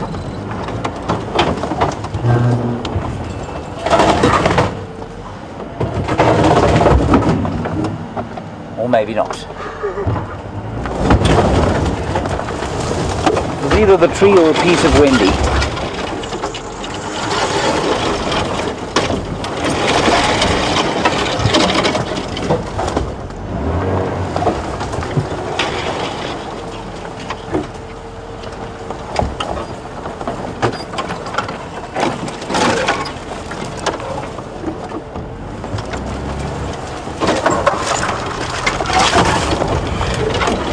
You're right, Andre.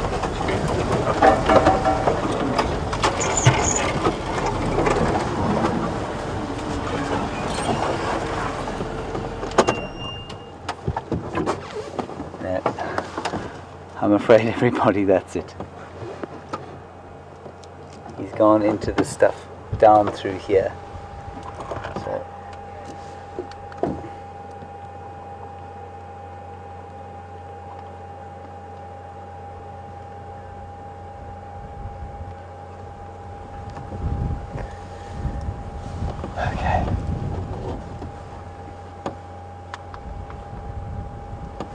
just a question about where he is exactly. We are in the block between what's known as Rebecca's Road, Gowrie Main and Triple M. So about 2 kilometers from where we first found them, and that question came from James. Thank you, James. It's a rather eerie kind of knowledge you have of the property. Well done. I think we're going to have to pull out of here for now. He's gone through here and it's no longer possible for me to follow. And I actually I'm not unhappy about that. I think he's been good to us. His mum's not here. He might be feeling slightly pressured. So I think we've had a great time. Okay, so it's all okay with you. We're going to press on and see what else we might be able to find. Chandra is nodding in agreement. Phew.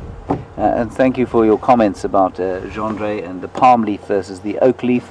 I shall not wade in on that discussion. Okay, will you excuse me 1 second? I'm going to just get hold, don't laugh. I'm going to get hold of the game drives and just tell them we've lost him. Stations, this animal from this cub has gone mobile to the west and north into the thick stuff and through a drainage line. I'm unable to follow. Sorry about that. I've lost visual now.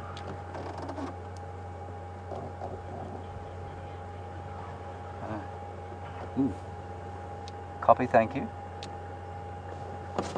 We've got the mother behind us there. It's quite exciting. Let's go through there and have a look. Copy, I'll make my way there. Well, I say I'll make my way there, but can we get out of here? Andre, close your eyes.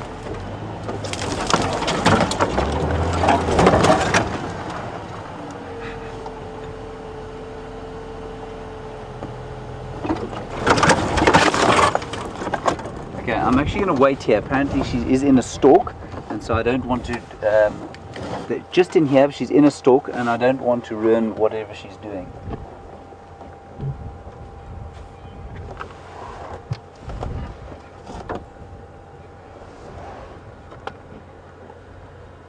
So we're just wondering about, the location of Sindile. He's gone off through there, and he'll be told to stay where he is. And Mavis, you want to know what is that sort of distance, and will she stay within a certain distance? No, she can go quite a long way away from him. We've seen them split up by at least 3 kilometers before. I'm going to sneak a little bit forward. Chandra, watch the Ziziphus on the left. That will be the end of you.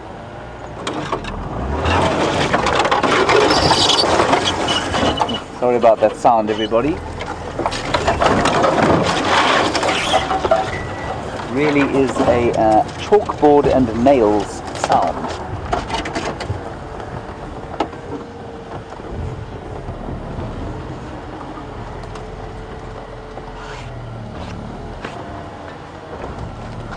Is it a tree or a vehicle? It's a tree.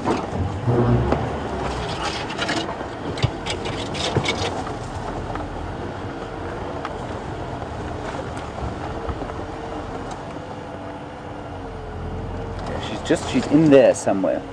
I can see people looking at her.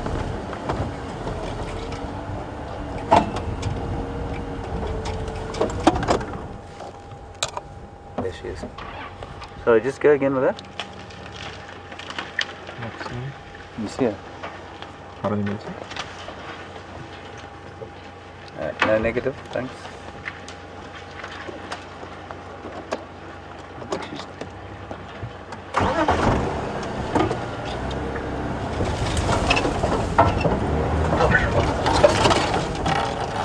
Confirm you have visual there.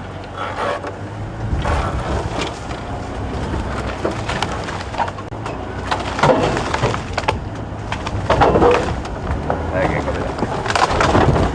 Yeah, they have got a view of her.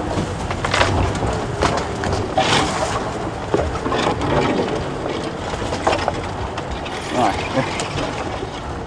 This is quite exhausting. I feel like Brent's chasing the cheetah. Right, stand by. There we go. She stopped stalking, so we can get in there.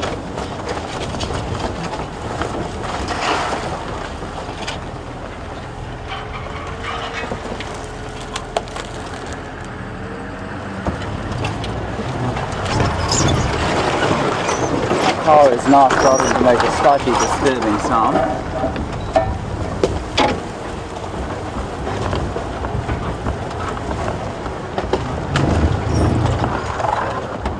Andre, is the front wheel still on? Somewhat. It's still got air in it.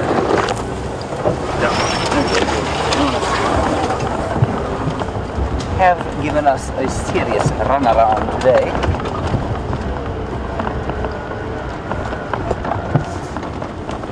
Let's try and get one more view of her before she crosses south.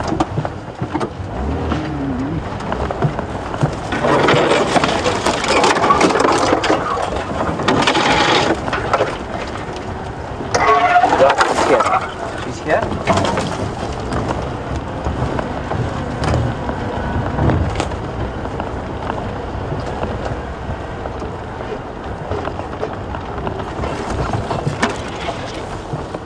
There she is. Is she? Don't have visual. I don't have visual either. Michael? Oh gosh. Okay, she's around here. Not quite there.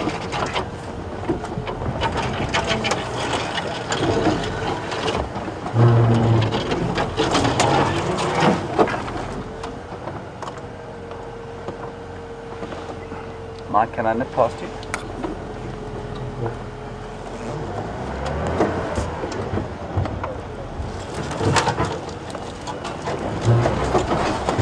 Sorry everybody, thank you for this.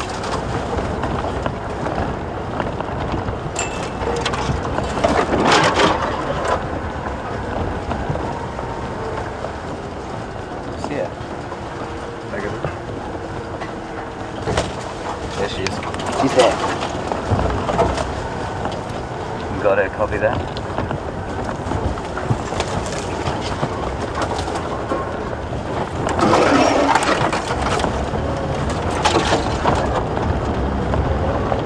She's just in here, everybody.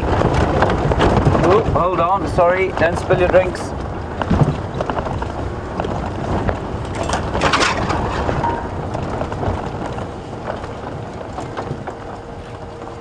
There, can you see her?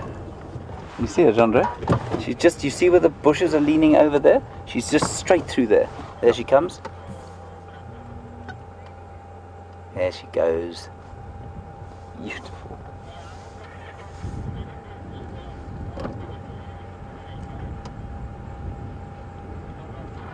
So, interestingly, I mean, Sindila is moving in the same direction, but obviously that much further to the north. This is horrific terrain. She really knows how to pick it. Okay. Right, let's go round onto the road.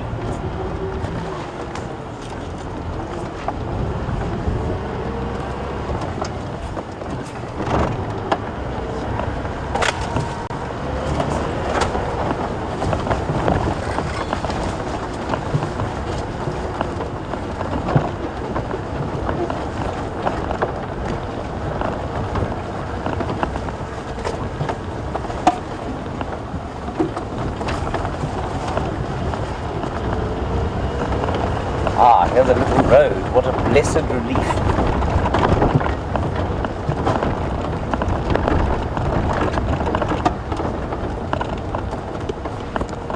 Negative, Mike. She was just kind of heading through here.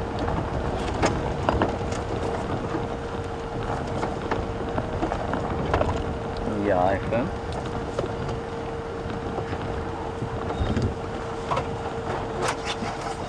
Okay, copy. Andre?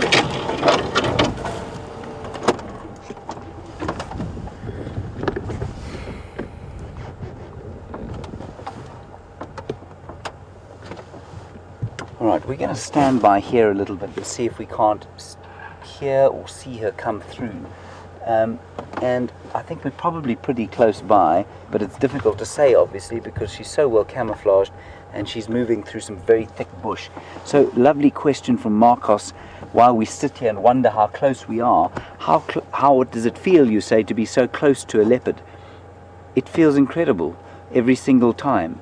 And it never loses its sense of majesty or awe.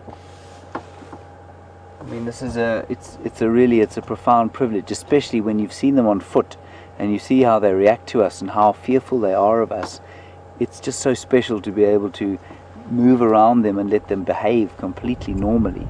And you get so close sometimes that you really want to reach out and touch them, and obviously you can't do that, but that's the kind of feeling it engenders. Thanks, Marcos, and you might be a new viewer. If you are, welcome. Keep watching, please, and tell all your friends. In fact, tell everybody you see on the street.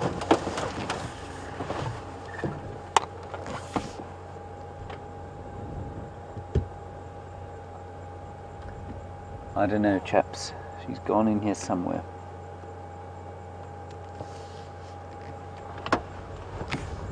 I'm just going to sneak a little bit forward.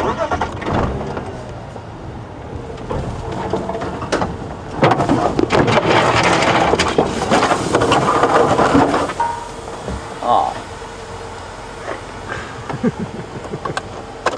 Well.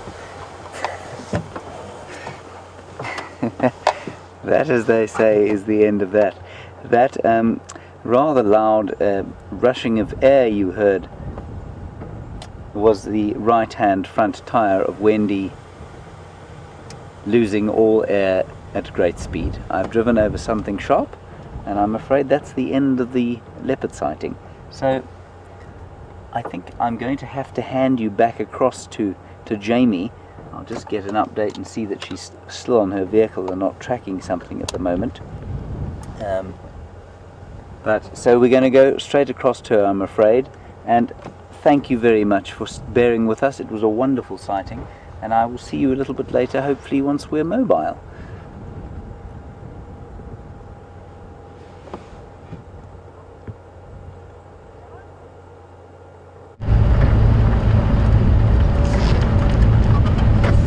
Guys, welcome back, and I hear that poor James, in his efforts in following Shadow and Sindile, has got a flat tire.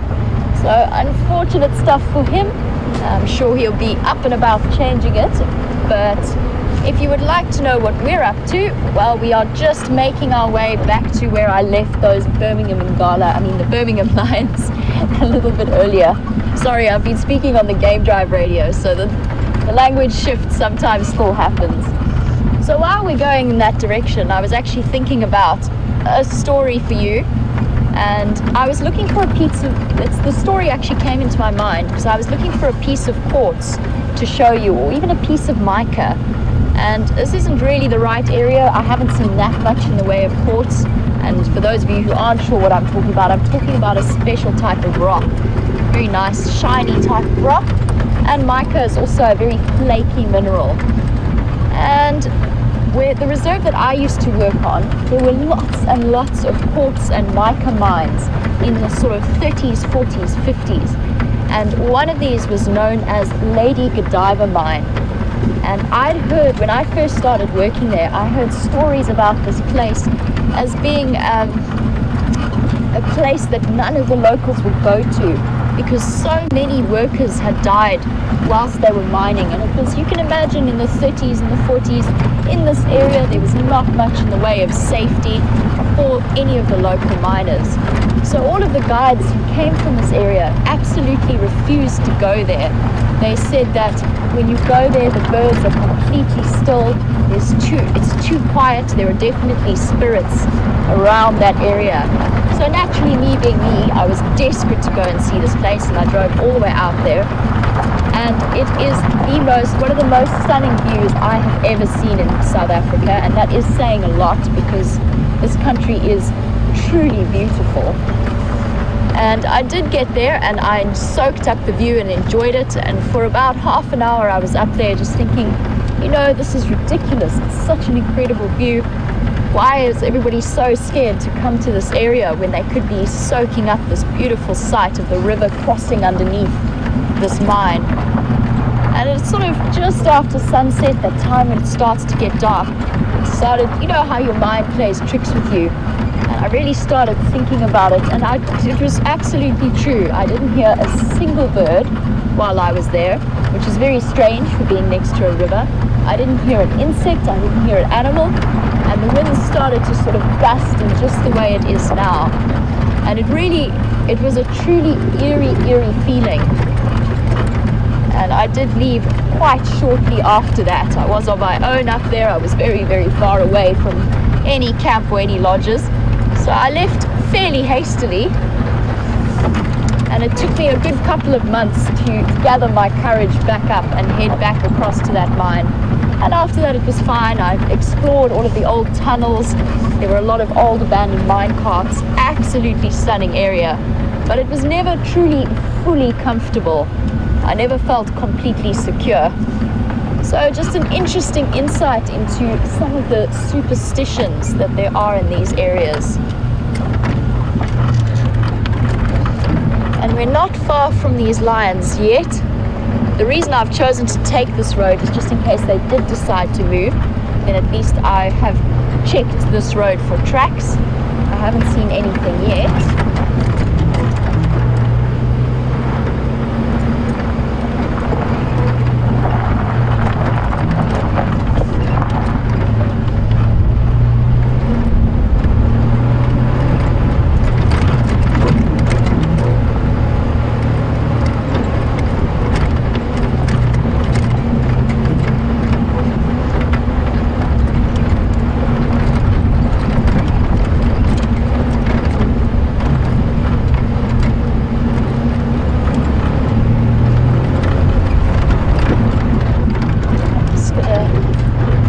Up a little bit because there certainly aren't any tracks here. Getting close to looping around, and it is the perfect time of day for us to be going back to these lions. It's nice and cool, so if they are going to be getting up and about, now would be the time to do it.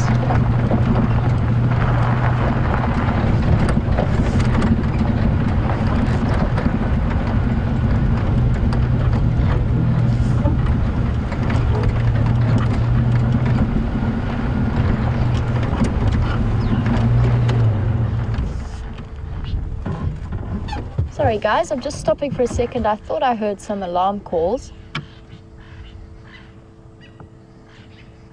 And I can hear lots and lots of bird activity. You can hear the arrow-marked babbler. We can see the Cape turtle doves sitting on the top there. You can also hear some drongos, fork-tailed drongos, and some crested francolins. So lots of calling around here, but not the alarm calls that I thought I was hearing over the sound of the engine. And just while we set off again, it was a lovely view of that Cape turtle dove silhouetted in the sky. Sure. And lots of bird noises. I think we might have just stumbled into a bird feeding party. So a lot of different species of bird will move together at the same time and forage together, and that just means a little bit of extra security in terms of alarm calls and enough eyes in the area to see if there's any kind of threat. And if there is a threat, like a bird of prey, something like an African goshawk or a shikra that does hunt other species of bird, then a large group of birds will actually try and mob it, especially something like a fork-tailed drongo. So I think we've just in a bird feeding party, which was why I was hearing all those calls all of a sudden. But I don't think it's in response to anything moving about. I just wanted to be extra secure since we are in the area where the Birminghams were. So I want to make sure that if they have moved off, we don't miss them. And since we are making our way back towards those Birminghams, and after such an incredibly exciting morning with the Birminghams chasing the Matimbas and the Matimbas chasing the Birminghams, Sandy in Palm Springs would like to know, sorry, Palm City, Palm Springs, Palm City, either way, Sandy would like to know if anybody saw the Styx Pride with the young cubs. And the reason that there is such concern about that is that the cubs are very young, and if the Birminghams do start to push the Matimbas away from their areas and away from their prides, those Styx cubs are under serious threat. So Sandy from Palm City got it right this time. Sandy, I didn't hear any report of the sticks with the cubs. I will double check with the other guides when we see them. As far as I know, they were not the Styx females that were on the buffalo kill with the Matimba males. Now, my prediction would be that those particular Styx females with the young cubs would move as far south as possible away from the Birminghams during all of that drama that was happening. So that would be my guess.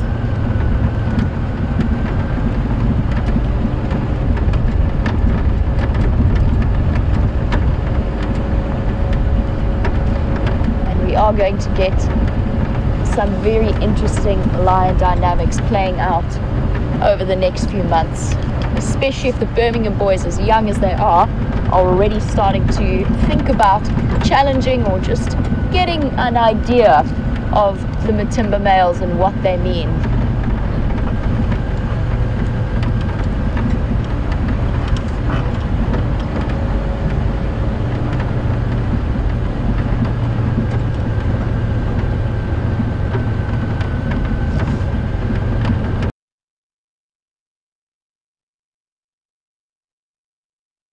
If a male lion sort of found his particular female, in this case his mistress, or one of the females of the prides that he controls, what would happen if he found that female mating with another male? Apart from chasing away that other male, would he then take action against the female? And the answer, David, is probably that he would chase the other male away if he was able to, and then immediately take over mating with that particular female. Now, we've been talking about it a lot with over the last few days with those mating pair of lions. It does take the female a couple of days and quite a few mating sessions for her to ovulate and actually ensure conception occurs. So that male lion would then just take over the mating process and then would work on the assumption that the cubs are in fact his. So that would be my theory as to what would happen. I don't think there'd be any repercussions for that female. But great question, David. Thank you for that. And as always, welcome to you all on the Sunset Safari. It's great to have you here. And we are just approaching where I last left the Birmingham boys.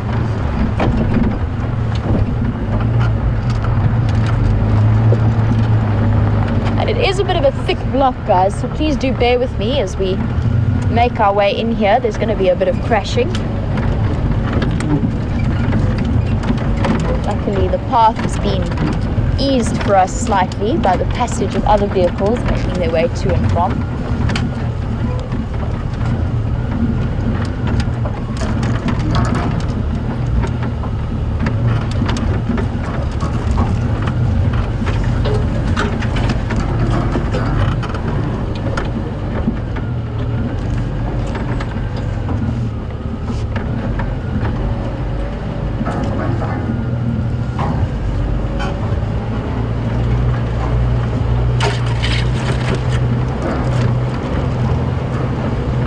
Are quite far into this block, and I am just imagining while I'm driving through here the interesting sighting you all must have enjoyed on the sunrise safari with Brent, to try and follow these lions as they ran in here. It must have been incredibly exciting. Big log.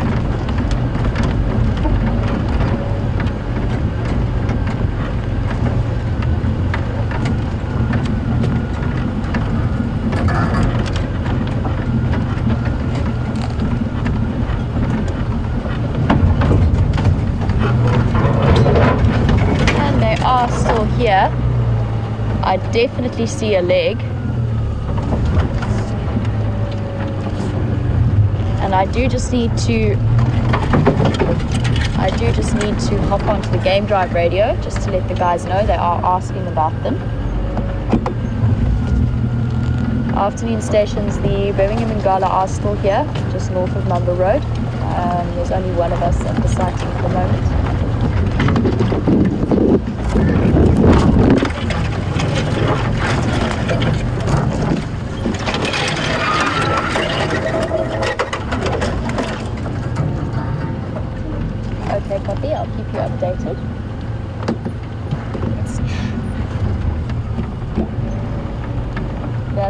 live. We're going to be here for a while still.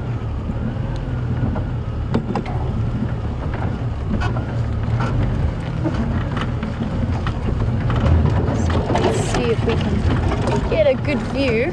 They do seem to have moved slightly. Just so before I go and get quite a good visual of this male in front of us, although he is being very, very coy at the moment. Very cute, lying on his back. Paws in the air. I will get us a better visual, but there's a reason that I've stopped here. And that's just because I know that you guys would love to be able to see all 5 of them. And it is going to be a little bit tricky in this block. The visual might not be great. So I just wanted to point out the furthest one away, which is off to my right there. I don't know if you can get in there, Brian. Thank you. So we've got one there, lying off in the distance. And you can see how very, very thick this block is. So we might not try crashing our way through there just yet, unless we absolutely have to. There's a lot of trees in the way. But I just wanted to show you so that you know, I promise you I'm telling the truth. All 5 of them are here. So now, let's see if we can get a good position. There's at least 2 off and to my right there, but I'm going to move forward so that maybe we can see them. It is still going to be a little bit noisy.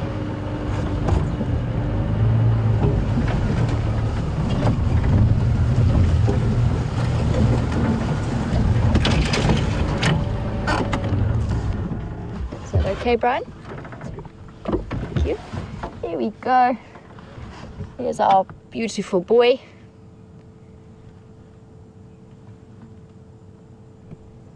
And this does look like one of the younger ones. It's not the one that I saw limping earlier. Now, I could be wrong, but I believe that the largest one in this group is known as Blondie. And I do think he's the one that is limping around a little bit. Nice big yawn. It's been a hard day for these boys.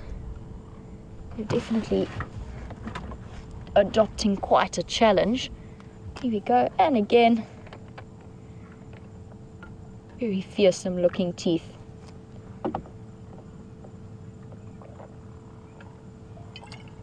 Just grabbing a quick drink. It's been a very dry, very warm day. And the August winds are blowing now.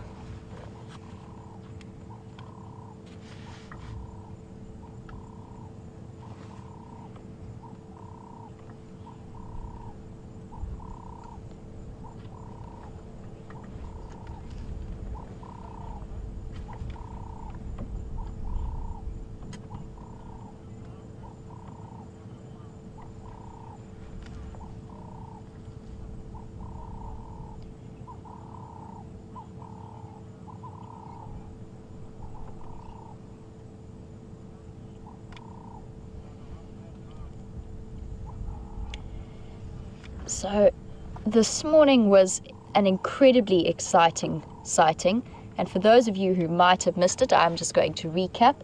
The Birminghams encountered the dominant male coalition in this area, which consists of 2 big male lions known as the Matimba males, and they are about 8 or 9 years old, I think possibly even close to 10.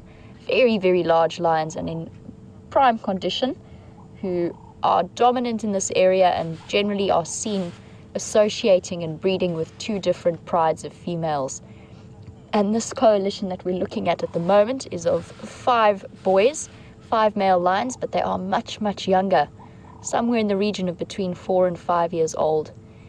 And Tina would like to make the point that they are still very young, and surely it is a bit early to be making the assumption that a pride takeover is happening.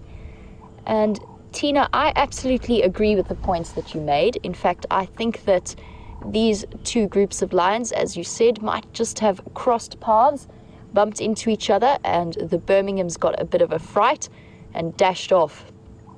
In my opinion, and this of course is just my personal opinion, and it will have to just keep watching them over the course of the next few months to really properly know, but I think that these lions are too young to be attempting any kind of takeover at the moment. They are starting to explore the general area and just get an idea of where they can start moving into territorially.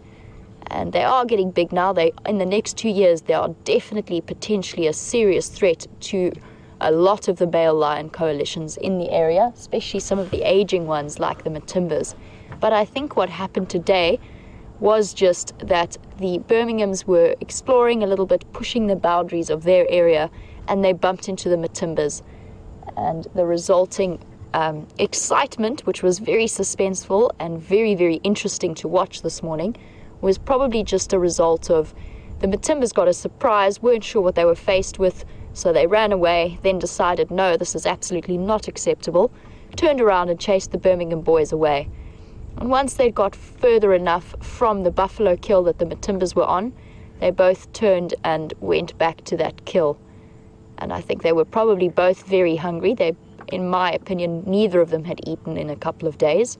I know for sure that Hairy Belly hadn't, because he was busy mating with that Styx female. So they were probably very hungry. And it's important to remember that lions' territorial boundaries, it's not a fixed line. It's malleable depending, they have sort of home ranges where they live and they move about in and they are familiar with, and then they might also push the boundaries of their territory. Their territory depends on where they are at the time. So they're comfortable in the south at the moment, but they don't feel the need to come and chase the Birminghams any further north, although I think they could if they wanted to. So Tina, yes, agreed. They are too young, in my opinion. Of course, we could be proved completely wrong, and in the next few months, we'll just have to keep an eye on their behavior. They could decide to go right up north into the Manyuleti and establish their territory there. Hello, gorgeous. Isn't he absolutely beautiful? They are going to be absolutely breathtaking lions when they are big.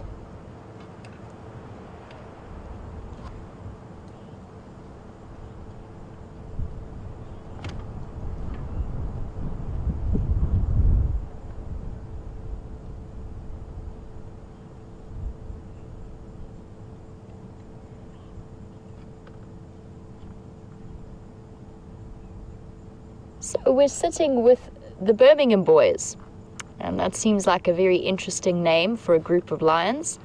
And we're talking about the Matimba males, we're talking about the Styx pride, we've been talking about the Nkuhuma pride. And Bob from Texas would like to know where all of these various names come from. And that is a particularly good question. I'm very, very curious, especially about the name Birmingham boys, which I think is quite a lovely alliterative term for these 5 young males. I am working on the assumption that they come from the Birmingham pride.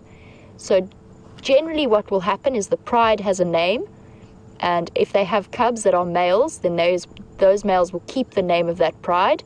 And so if these guys came from a Birmingham pride and then split off, they will still be known as the Birmingham Coalition or the Birmingham Boys. The pride names, I imagine, is a lot to do with where they've come from or possible stories around them. The only one I know is one that Brent actually told me yesterday, which was the Nkuhuma pride. And apparently Nkuhuma is the Shangar name for, give me a second because it's just gone out of my head. It's a species of tree. And it is no, it's gone. I can't remember which particular species of, it's the red ivory. It's the red ivory tree, I think. And they were called, the Nkuhuma pride of lions was called the Nkuhumas because they were found under this particular species of tree for the first time. And nobody had any idea where this pride came from. They were completely unknown. They must have pushed in from Kruger. And one of the other guides found them under this particular species of tree and named them the Nkuhuma pride. So I know the story behind that name. The Styx, I'm not sure. It must be something to do with the river Styx, some kind of mythology or Greek mythology or Roman mythology in there. I'm not entirely sure, but I will definitely be looking into that because I'm very, very curious to know. I'm sure some of the viewers might know, so if you guys do know a little bit about the history, if you've been watching for a couple of years, please feel free to let me know. And you can do that or send through questions on #SafariLive on Twitter, or you can email through to questions@wildearth.tv.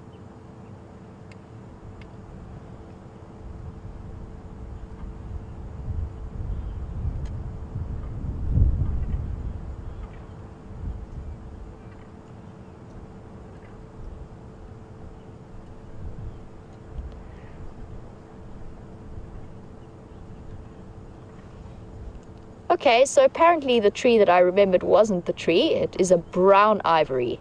The Inkuhuma means brown ivory tree, and it was when the Inkuhuma pride were first spotted by a brown ivory tree up in Buffelshoek by some dam in that area, spotted by one of the guides for the first time.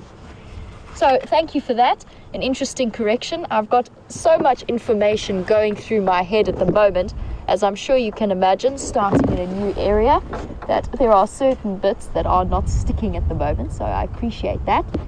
However, while we stay with these lovely flat cats and see what they do, I'm sure you're all worrying about James and wondering how he's doing. So he is back up and on the road, and I'm going to send you across to him for a catch-up, and I will be back with you later.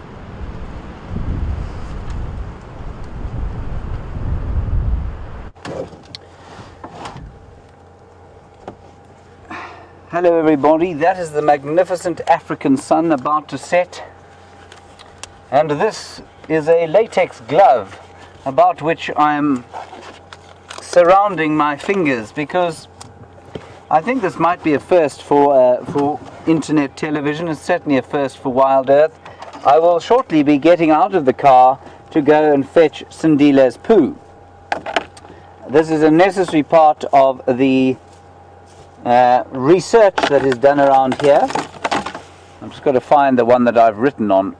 No, neither of those two. Here he is. Right. Now, clearly I do not wish to touch Sindile's dung, hence the glove.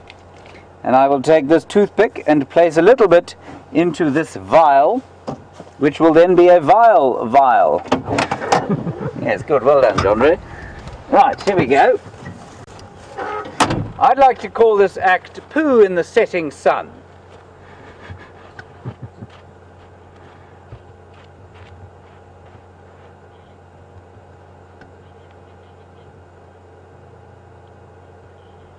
There's quite an odour. I've almost got it. How's that, Jandre?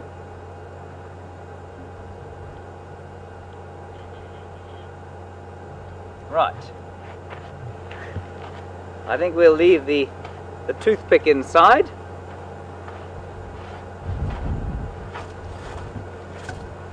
So like I say, an extremely important part of what gets done in the Sabi Sands. If I wasn't clear earlier, there's a huge research project going on with all of the leopards around the Sabi Sands.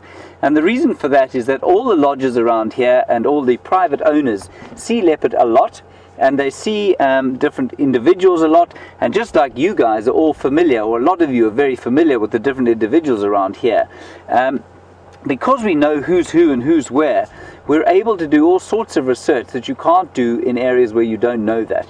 So to do DNA testing on an animal, that's why we picked up this stool sample, to be able to do DNA testing on Sindile, and perhaps then do it on who we think his father is. We know who his mother is, but perhaps his father isn't Tingana, perhaps his father is Mvula. We don't. It's possible, because leopards do mate with more than one male often, and sometimes it's very difficult to tell, and the reason they do that is to avoid infanticide. So if we get DNA samples from all the leopards in this area, we can very nicely piece together exactly who's who, and that'll tell us a lot about leopard biology. So at the moment we think we've got a clear picture, but every day we see something that is surprising and unusual and just tells us something that we didn't know before about leopards, lions and everything else that we get out here. So, John, was that the best piece of TV you've ever seen in your life? Tears in my eyes. Was it the first time you've ever filmed poo being picked up? No. Oh, I thought I was giving you a first. Right, on we go. Poo collection complete. And we'll probably go and try and find a nice spot to see the sun. There is just a vehicle going past us.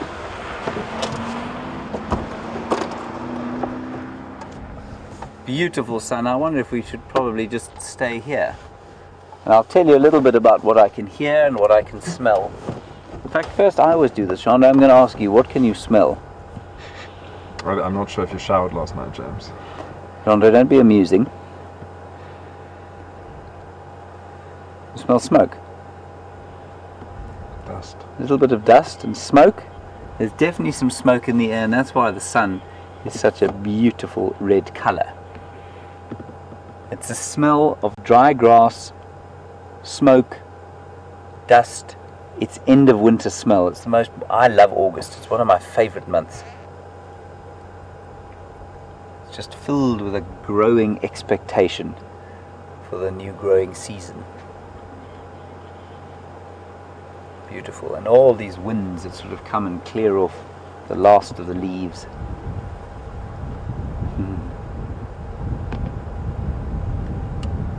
And interestingly, I heard from a friend who lives in Natal, or KwaZulu-Natal, which is down near Durban, which is on the east coast of South Africa. She saw today a yellow-billed kite. That's often one of the first birds that comes back from the migration. So we're well over the hump of winter, as it were. And what I'll be looking out for here is, of course, the arrival of the Wahlberg's eagle. That's often one of the first ones that we get back here. And one day soon, we're going to see the flying cross as it goes moving, soaring across the air. They look like a flying cross. Gee, that's a beautiful sunset. I never tire of them. Every day I probably say, gee, that's a beautiful sunset. But I really do mean it. And you can see the temperature is just, well, you can't see, but from the fact that Jean-Andre is still in his full summer regalia, shorts, well, half shorts now, t-shirt, and I'm also not in my jersey yet. So it's a wonderfully balmy evening with a very pleasant breeze. And on that, I think we shall continue.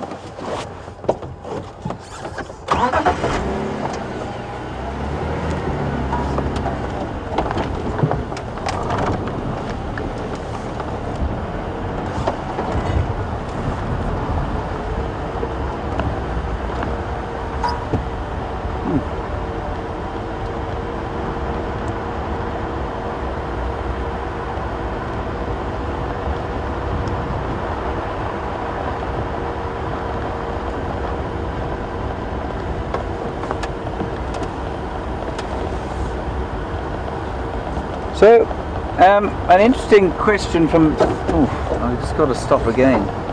Andre, say when? When? Back? Yep. Sorry. While I answer this question from Lynn in Canada, you say it's called the Sabi Sands, but where's all the sand coming from? Lynn, difficult to answer your question. I'm not really sure what you mean, so I'll just answer a whole lot of different sorts of questions. There are two major rivers. One of them is the southern boundary of the Sabi Sands, and that's the Sabi River, and the other is the Sand River, which cuts right through the middle. I think it's just called the Sand River because it's got a very sandy base, and there are lots of areas where it isn't so, it's not very reed, there aren't many reed beds in some areas, and it's got a very sandy base. It's a fairly typical low-filled river, but it was just called the Sand River.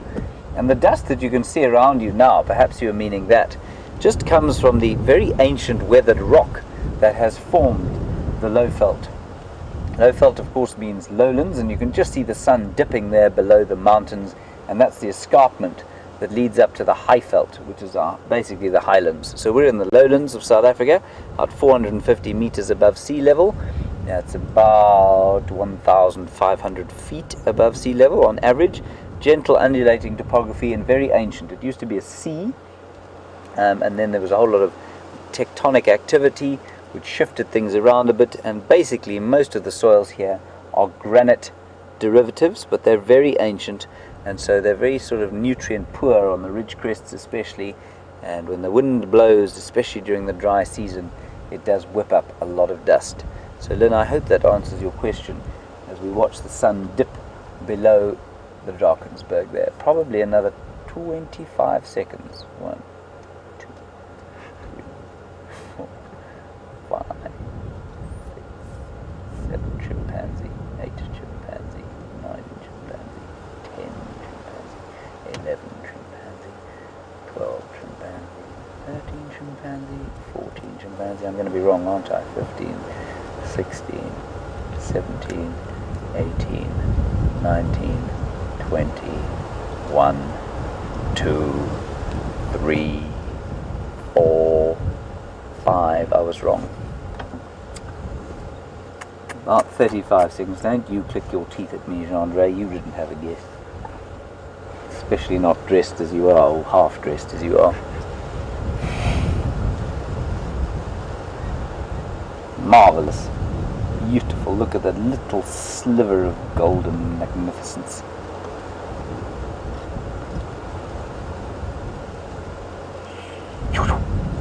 And the lights are out. Okay, on we go. Isn't that wonderful? Beautiful.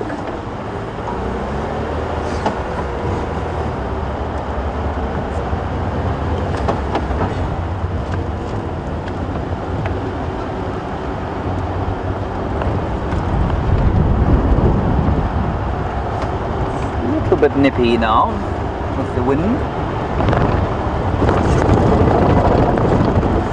Not too bad. So this is where we found Sindila, and Shadow, just in there earlier on today. If you just joined us, there are some impalas. I'm not going to drive off-road for them, some just impala antelope over there, enjoying the setting sun. We'll just stop very briefly to have a look at them. They're having a bit of a graze, and they'll try and move out into some open areas as the night starts to fall. And that's a francolin you can hear.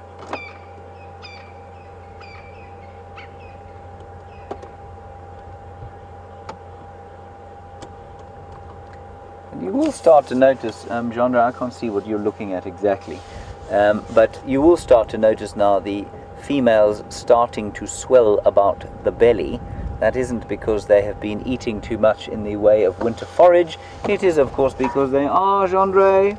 Pregnant. Pregnant, correct. Well done. So the females are all pregnant, just about, and they will drop their lambs at the beginning of the wet season, which will be at the end of November, all of them together. So their females will start to get quite a lot fatter as the dry season progresses.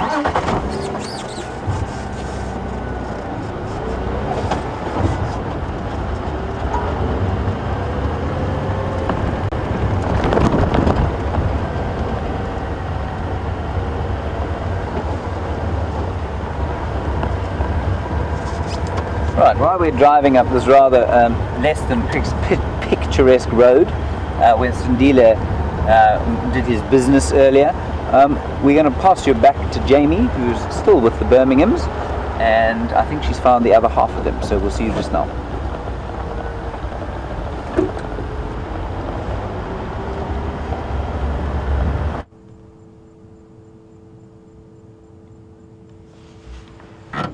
So guys, welcome back, and I'm glad to hear that James is back up and on the road and chatting a little bit about impalas and when we're going to start to see signs of their pregnancies.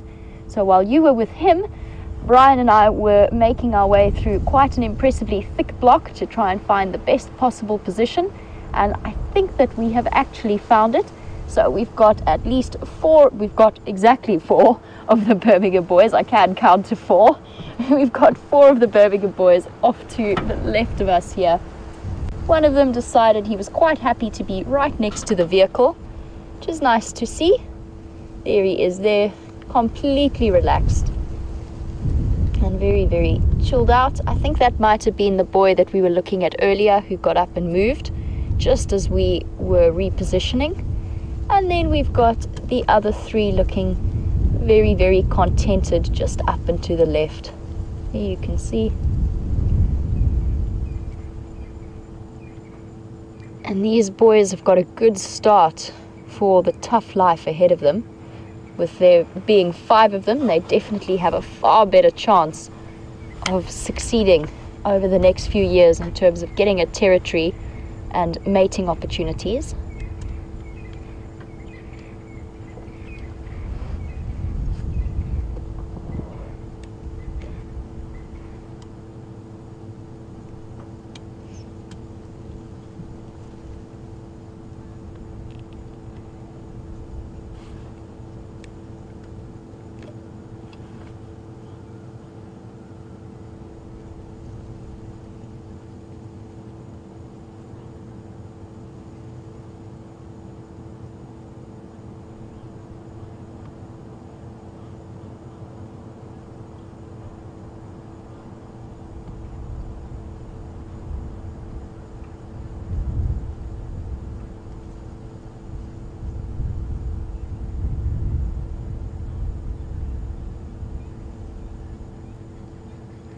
So guys, a big thank you to John, Naomi, Tina and Linda for all of your information about the Birmingham boys.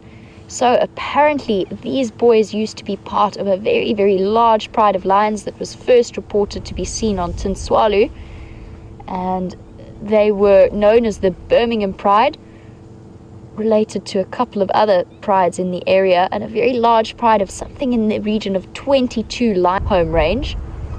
But they are now off on their own and clearly doing quite well for themselves. And I have heard stories about these 5 being spectacular buffalo hunters, apparently killing 3 buffalo in 3 days or something like that. Was that right, Brian? Yep. Yep. So very, very impressive. And clearly size and numbers has helped them out a great deal. We have to wonder about Junior, and hopefully he manages to encounter some other nomadic males in his travels once he does become independent from the Nkahuma Pride, and hopefully he hooks up with a couple of big males who can help sort him out for his future.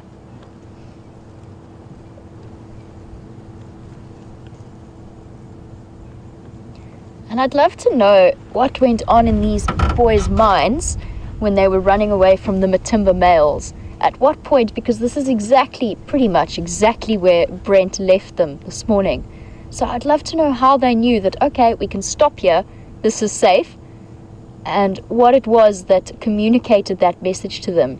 How did they know that the Matimbas had reached that point that they weren't going to chase them anymore?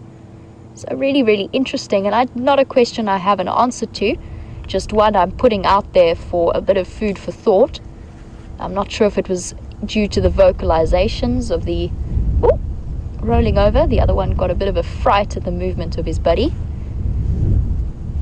But I'd love to know what made them make that decision.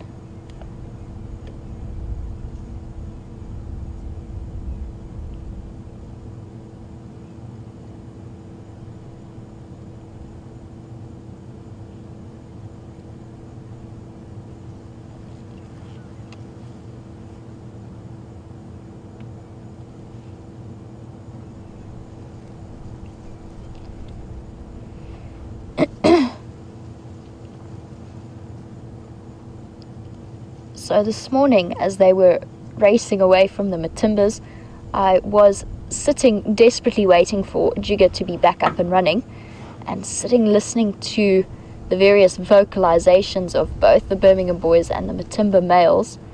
And the lions can actually distinguish when they listen to those vocalizations, those very deep territorial roars of the males. The lions that are on the receiving end of those calls are very much able to determine how many pride members are calling, how many coalition members are calling, and how large and how mature they are. So that would definitely have played a role in terms of the intimidation factor for these Birmingham boys. And the Matimba males, although they are possibly nearing the end of their reign, they are still very much a force to be reckoned with. And you can never completely discount the years and years of experience that they would have had over the Birmingham boys. And in terms of size, they are also much, much larger and stronger, and much more practice in fighting off marauding males. So, interesting times. Still curious to know if they heard in those Matimba vocalizations a sort of lessening in intent from the Matimbas to chase any further, and that's how they knew that they could lie down here and stop and relax for the rest of the day.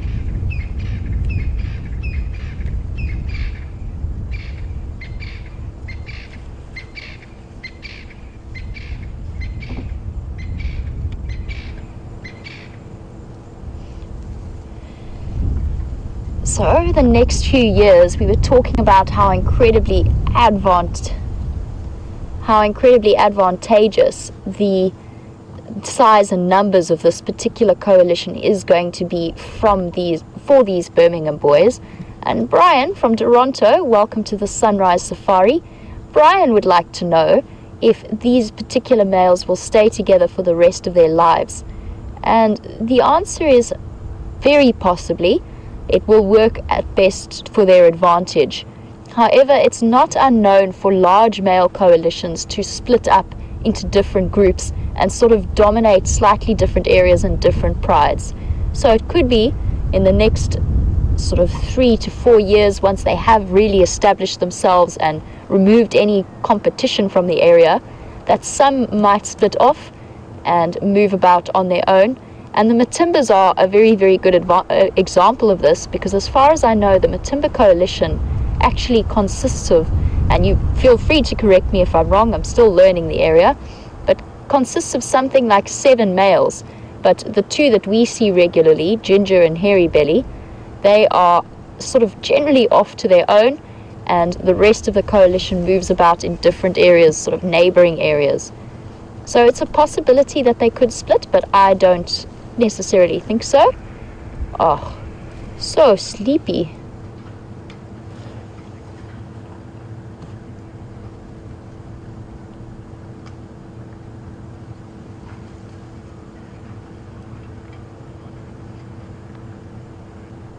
It's always fun to watch lions as they get up and move around.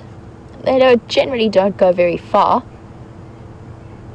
They just seem to be tired of contact. This male in particular, he just got up and moved away from his brothers, and they just get tired of, I think, the physical temperature of lying together in such a packed group of lions. I think they just get a bit too hot, and they move off to where it's a bit cooler and they can get some of the breeze. So I think that's what he's just done, because he's only moved a couple of meters and then flopped down again, as you can see.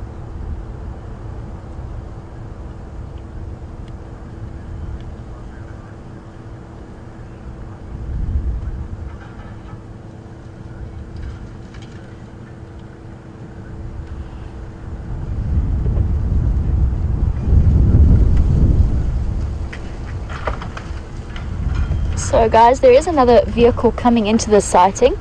I'm just going to make sure that he's seen where we are, although I think he has.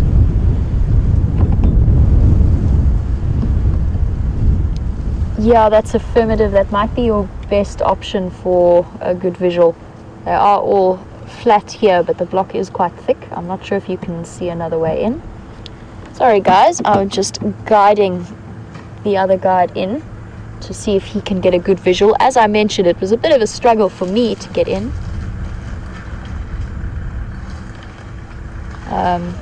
It was a bit of a tricky one for me to get in here, and I am a slightly smaller vehicle, so it might be that he is struggling. So I'm just going to let him know. Yeah, Mike, I would pull out for you, but I don't think your mover would be able to get into where we are here.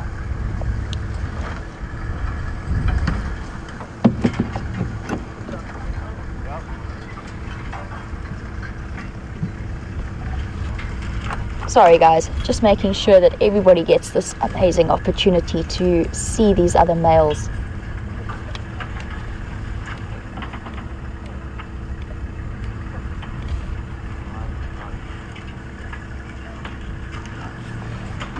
So we did have a question a little bit earlier from Casey in New York about why Junior wouldn't go off and join the Matimba coalition when he is mature enough to start moving about on his own.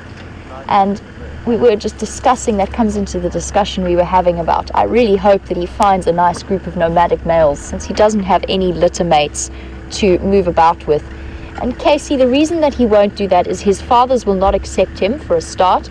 They will start to be more and more aggressive towards him as time goes on. But also genetically, that is not what lions are programmed to do. So if he's stuck with the Matimba coalition, they are his fathers, and it would mean that he is moving about and possibly then mating with the Nkuhuma pride, who he's very closely related to. So either his sisters, his half-sisters, his mothers, or his aunts. And that is definitely something that lion genetics, or at least lion behavior, has evolved in terms of keeping the genetics a little bit fresher. And there is going to be a little bit of crashing and banging as this other vehicle makes its way in.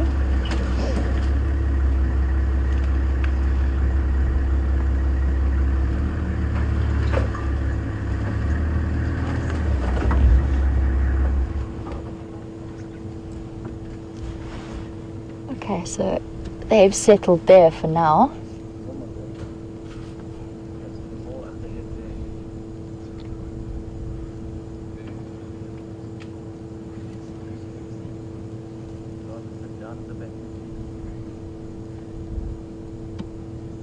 And still very, very relaxed looking lions. But I noticed when that one male got up that they don't look particularly overly full. So I wouldn't be surprised if this wind keeps up, and it is still gusting slightly. If this wind keeps up, then it could be a really good night for them to go out and about hunting. Because on these windy days, the prey species are just robbed a little bit of their sense of smell and hearing, and they might be able to sneak up on them a little bit better.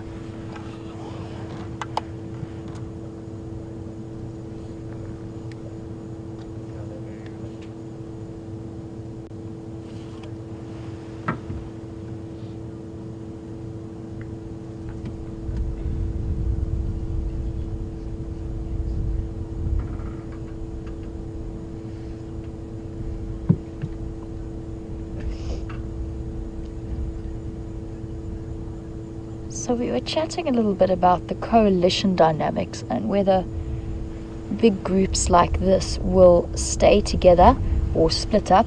And Karen from New York would like to know what would happen if the Matimba males were then chased off by these Birmingham boys or by another incoming coalition. Would they go and rejoin their original coalition, or would they become nomadic males? And that's quite a difficult question to answer, and it's one that I think for me would be supposition. There is always the possibility that they could go and rejoin their original coalition. However, I think that the chances of the Matimba males at the age that they are, if a big dominant coalition does come in, the chances of them actually surviving that particular conflict are actually quite small. I wouldn't be surprised if they fought to the death. They are reaching the end of their prime in terms of their life.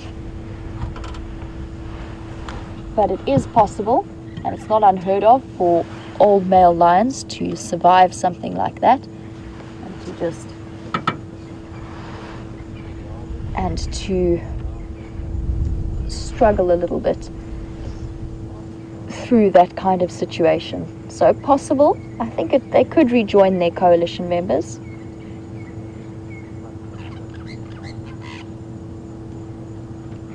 Going to have another look at the male behind, and to the back there, and he is just lying right there, still where we've left him. So these males don't look like they're thinking of hunting anytime soon.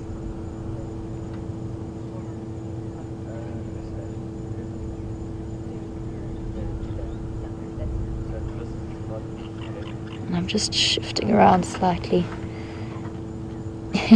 I've definitely had too much coffee today. Can't hold the spotlight still. I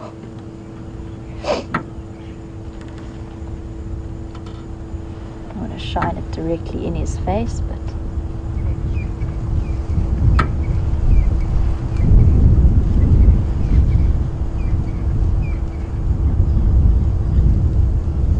looking very, very peaceful.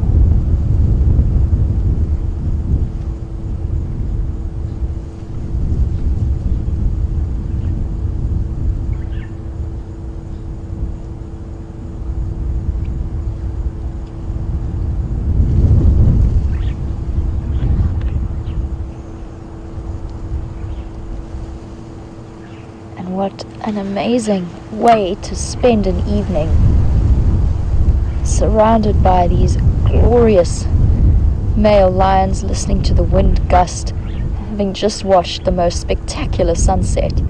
And how iconically African is this? Listening to the sounds of the drongos going to sleep, and just watching this group so relaxed after the excitement of the morning. And you can see how relaxed this particular boy is. He's got his feet right up in the air.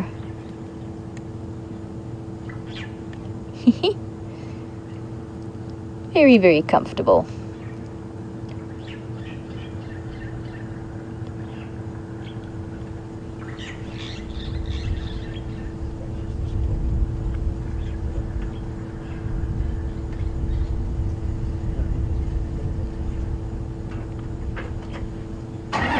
So as I mentioned before, these boys are fairly young, and I think that they are probably too young to try and get any kind of takeover going.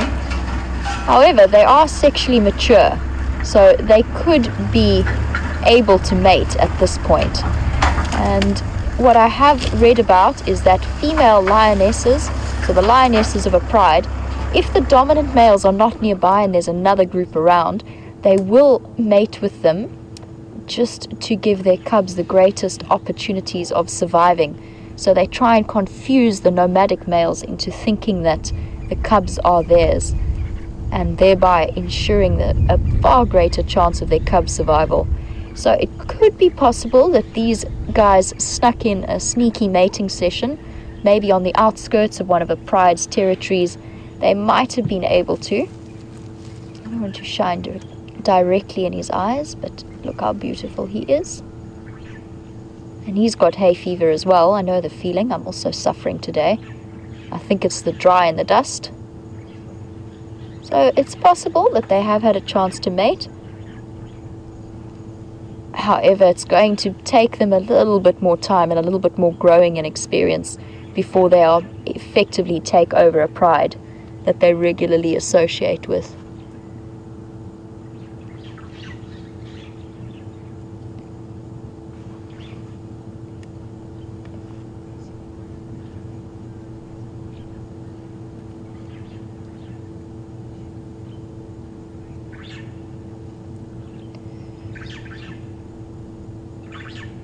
So, Mauritia, welcome to the Sunset Safari as it draws slowly to a close.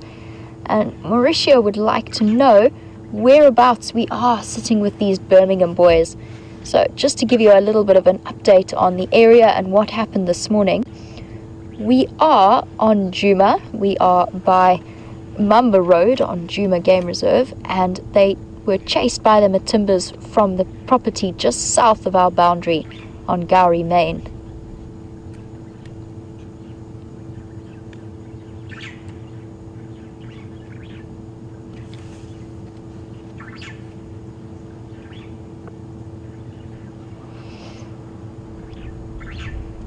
So guys, these lions are not going to be up to too much for the moment, and I'm sure you're curious about what James has been doing while we've been here. So I'm going to send you back across to him, but never fear, we will stay with these guys and right up until the end of the Sunset Safari, just to see if they get up and do anything interesting. So I will see you a little bit later.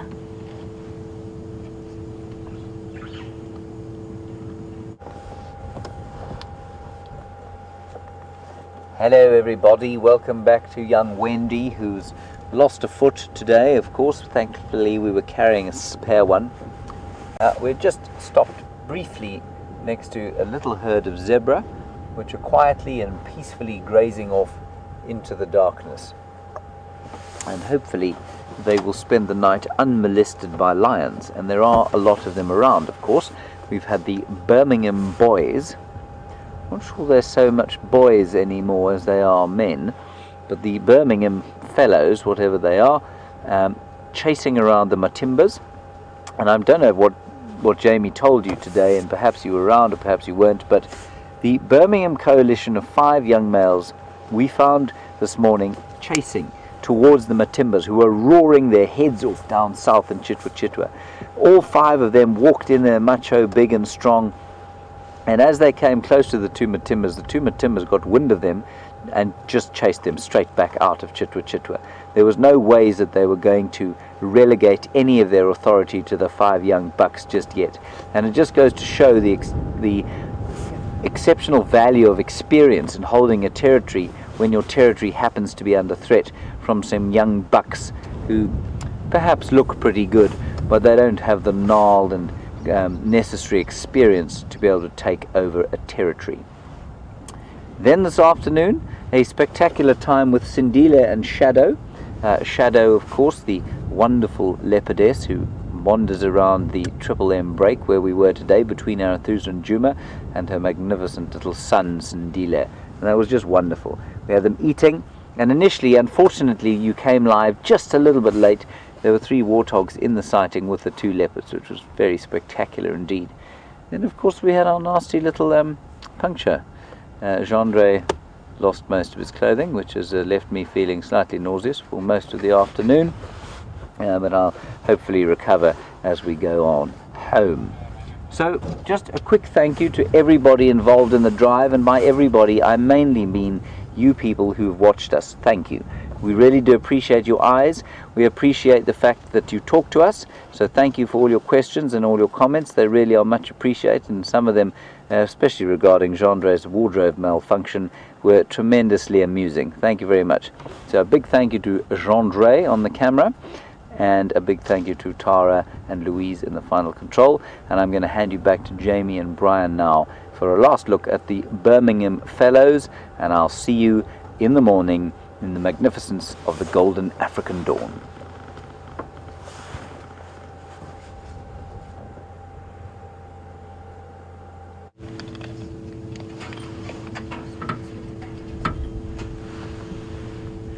So guys, welcome back, and as you can see, not much has changed. I think that 1 foot on the left there might have moved a fraction of a centimeter forwards or backwards, but other than that there's been absolutely zero movement from these boys. I'm not even sure about that now that I look at it. Oh look, some feet are moving.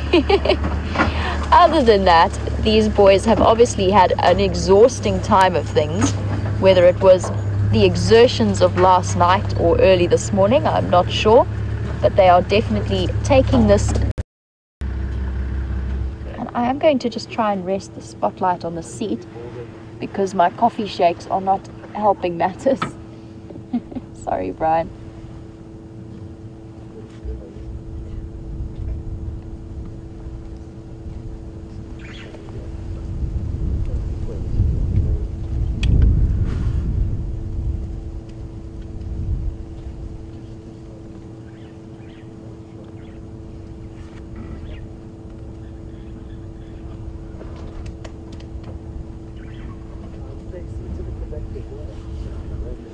So we were talking a little bit about how females might mate with other males to ensure the safety of their cubs, and Rosalie and Kaylin would like to know how male lions recognize that the cubs are their own.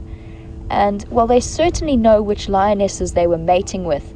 So I think what happens is that they work on the assumption that when those lionesses give birth, those cubs are theirs. And you may even see within a coalition like this, if a female is in estrus, it's not uncommon for both males or another set of, not more than one male from a coalition to mate with that female. So they work on the assumption that the cubs are theirs if they know they've mated with that lioness. And I also think there is a sense of genetic recognition. They do know each other. So I hope that sort of clears up the question. They know which prides they've been dominating and mating with, so they will know which cubs are theirs. And when in doubt, they will, if other males have taken over a pride and they don't think the cubs are theirs, then they will kill them, which is why those females are so clever in the way that they might sneak in a mating session with a strange male that's moving into the area. So guys, an incredibly interesting morning from my side, just in case you were wondering, because I know that you heard from James about the exciting morning. From my side, Brian and I spent a lot of time desperately listening to the audio and the exciting things that you guys were all seeing. So an amazing time was had on the sunrise safari. Those lions definitely provided some entertainment. And how cool is it that we can now sit with them this evening and just spend a little bit of time, see how incredibly relaxed they are after all of the drama. The Birmingham's chasing the Matimba's chasing them back, and Brian and I desperately trying to get Jigger back up and out on the road again. So we missed some of the action, but we are so glad that most of you guys didn't. And if you did miss the sunrise safari, it is very, very exciting, and we are looking forward to what happens in the future. So guys, after a very nice afternoon, we got to spend some time with the lions and then with that lovely, lovely ellies. And of course, you spend all of that time with Shadow and Sindile. Isn't it so special that we can do these kind of stories and share them? And we can also know that over the next few months, we're going to be monitoring and updating you all as to what's happening with these Birmingham boys and the Matimbas and the Nkuhumas and the Sticks. There's a proper drama show that could possibly develop around here. So it's really going to be an amazing time to stay and watch the dynamics, and it's cool that we can share it with all of you.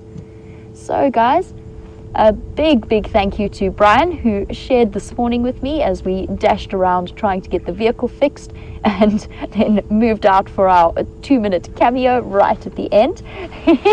And of course for his great camera work and company this afternoon on the back of a now functioning jigger. Thank you to Tara and Lewin FC, and for Alex and Eugene, at least for sorting out jigger and getting us back on the road, our tech geniuses. And thank you to all of you guys. Have a great day wherever you are. And thank you for joining us on this sunset safari. Cheers, guys.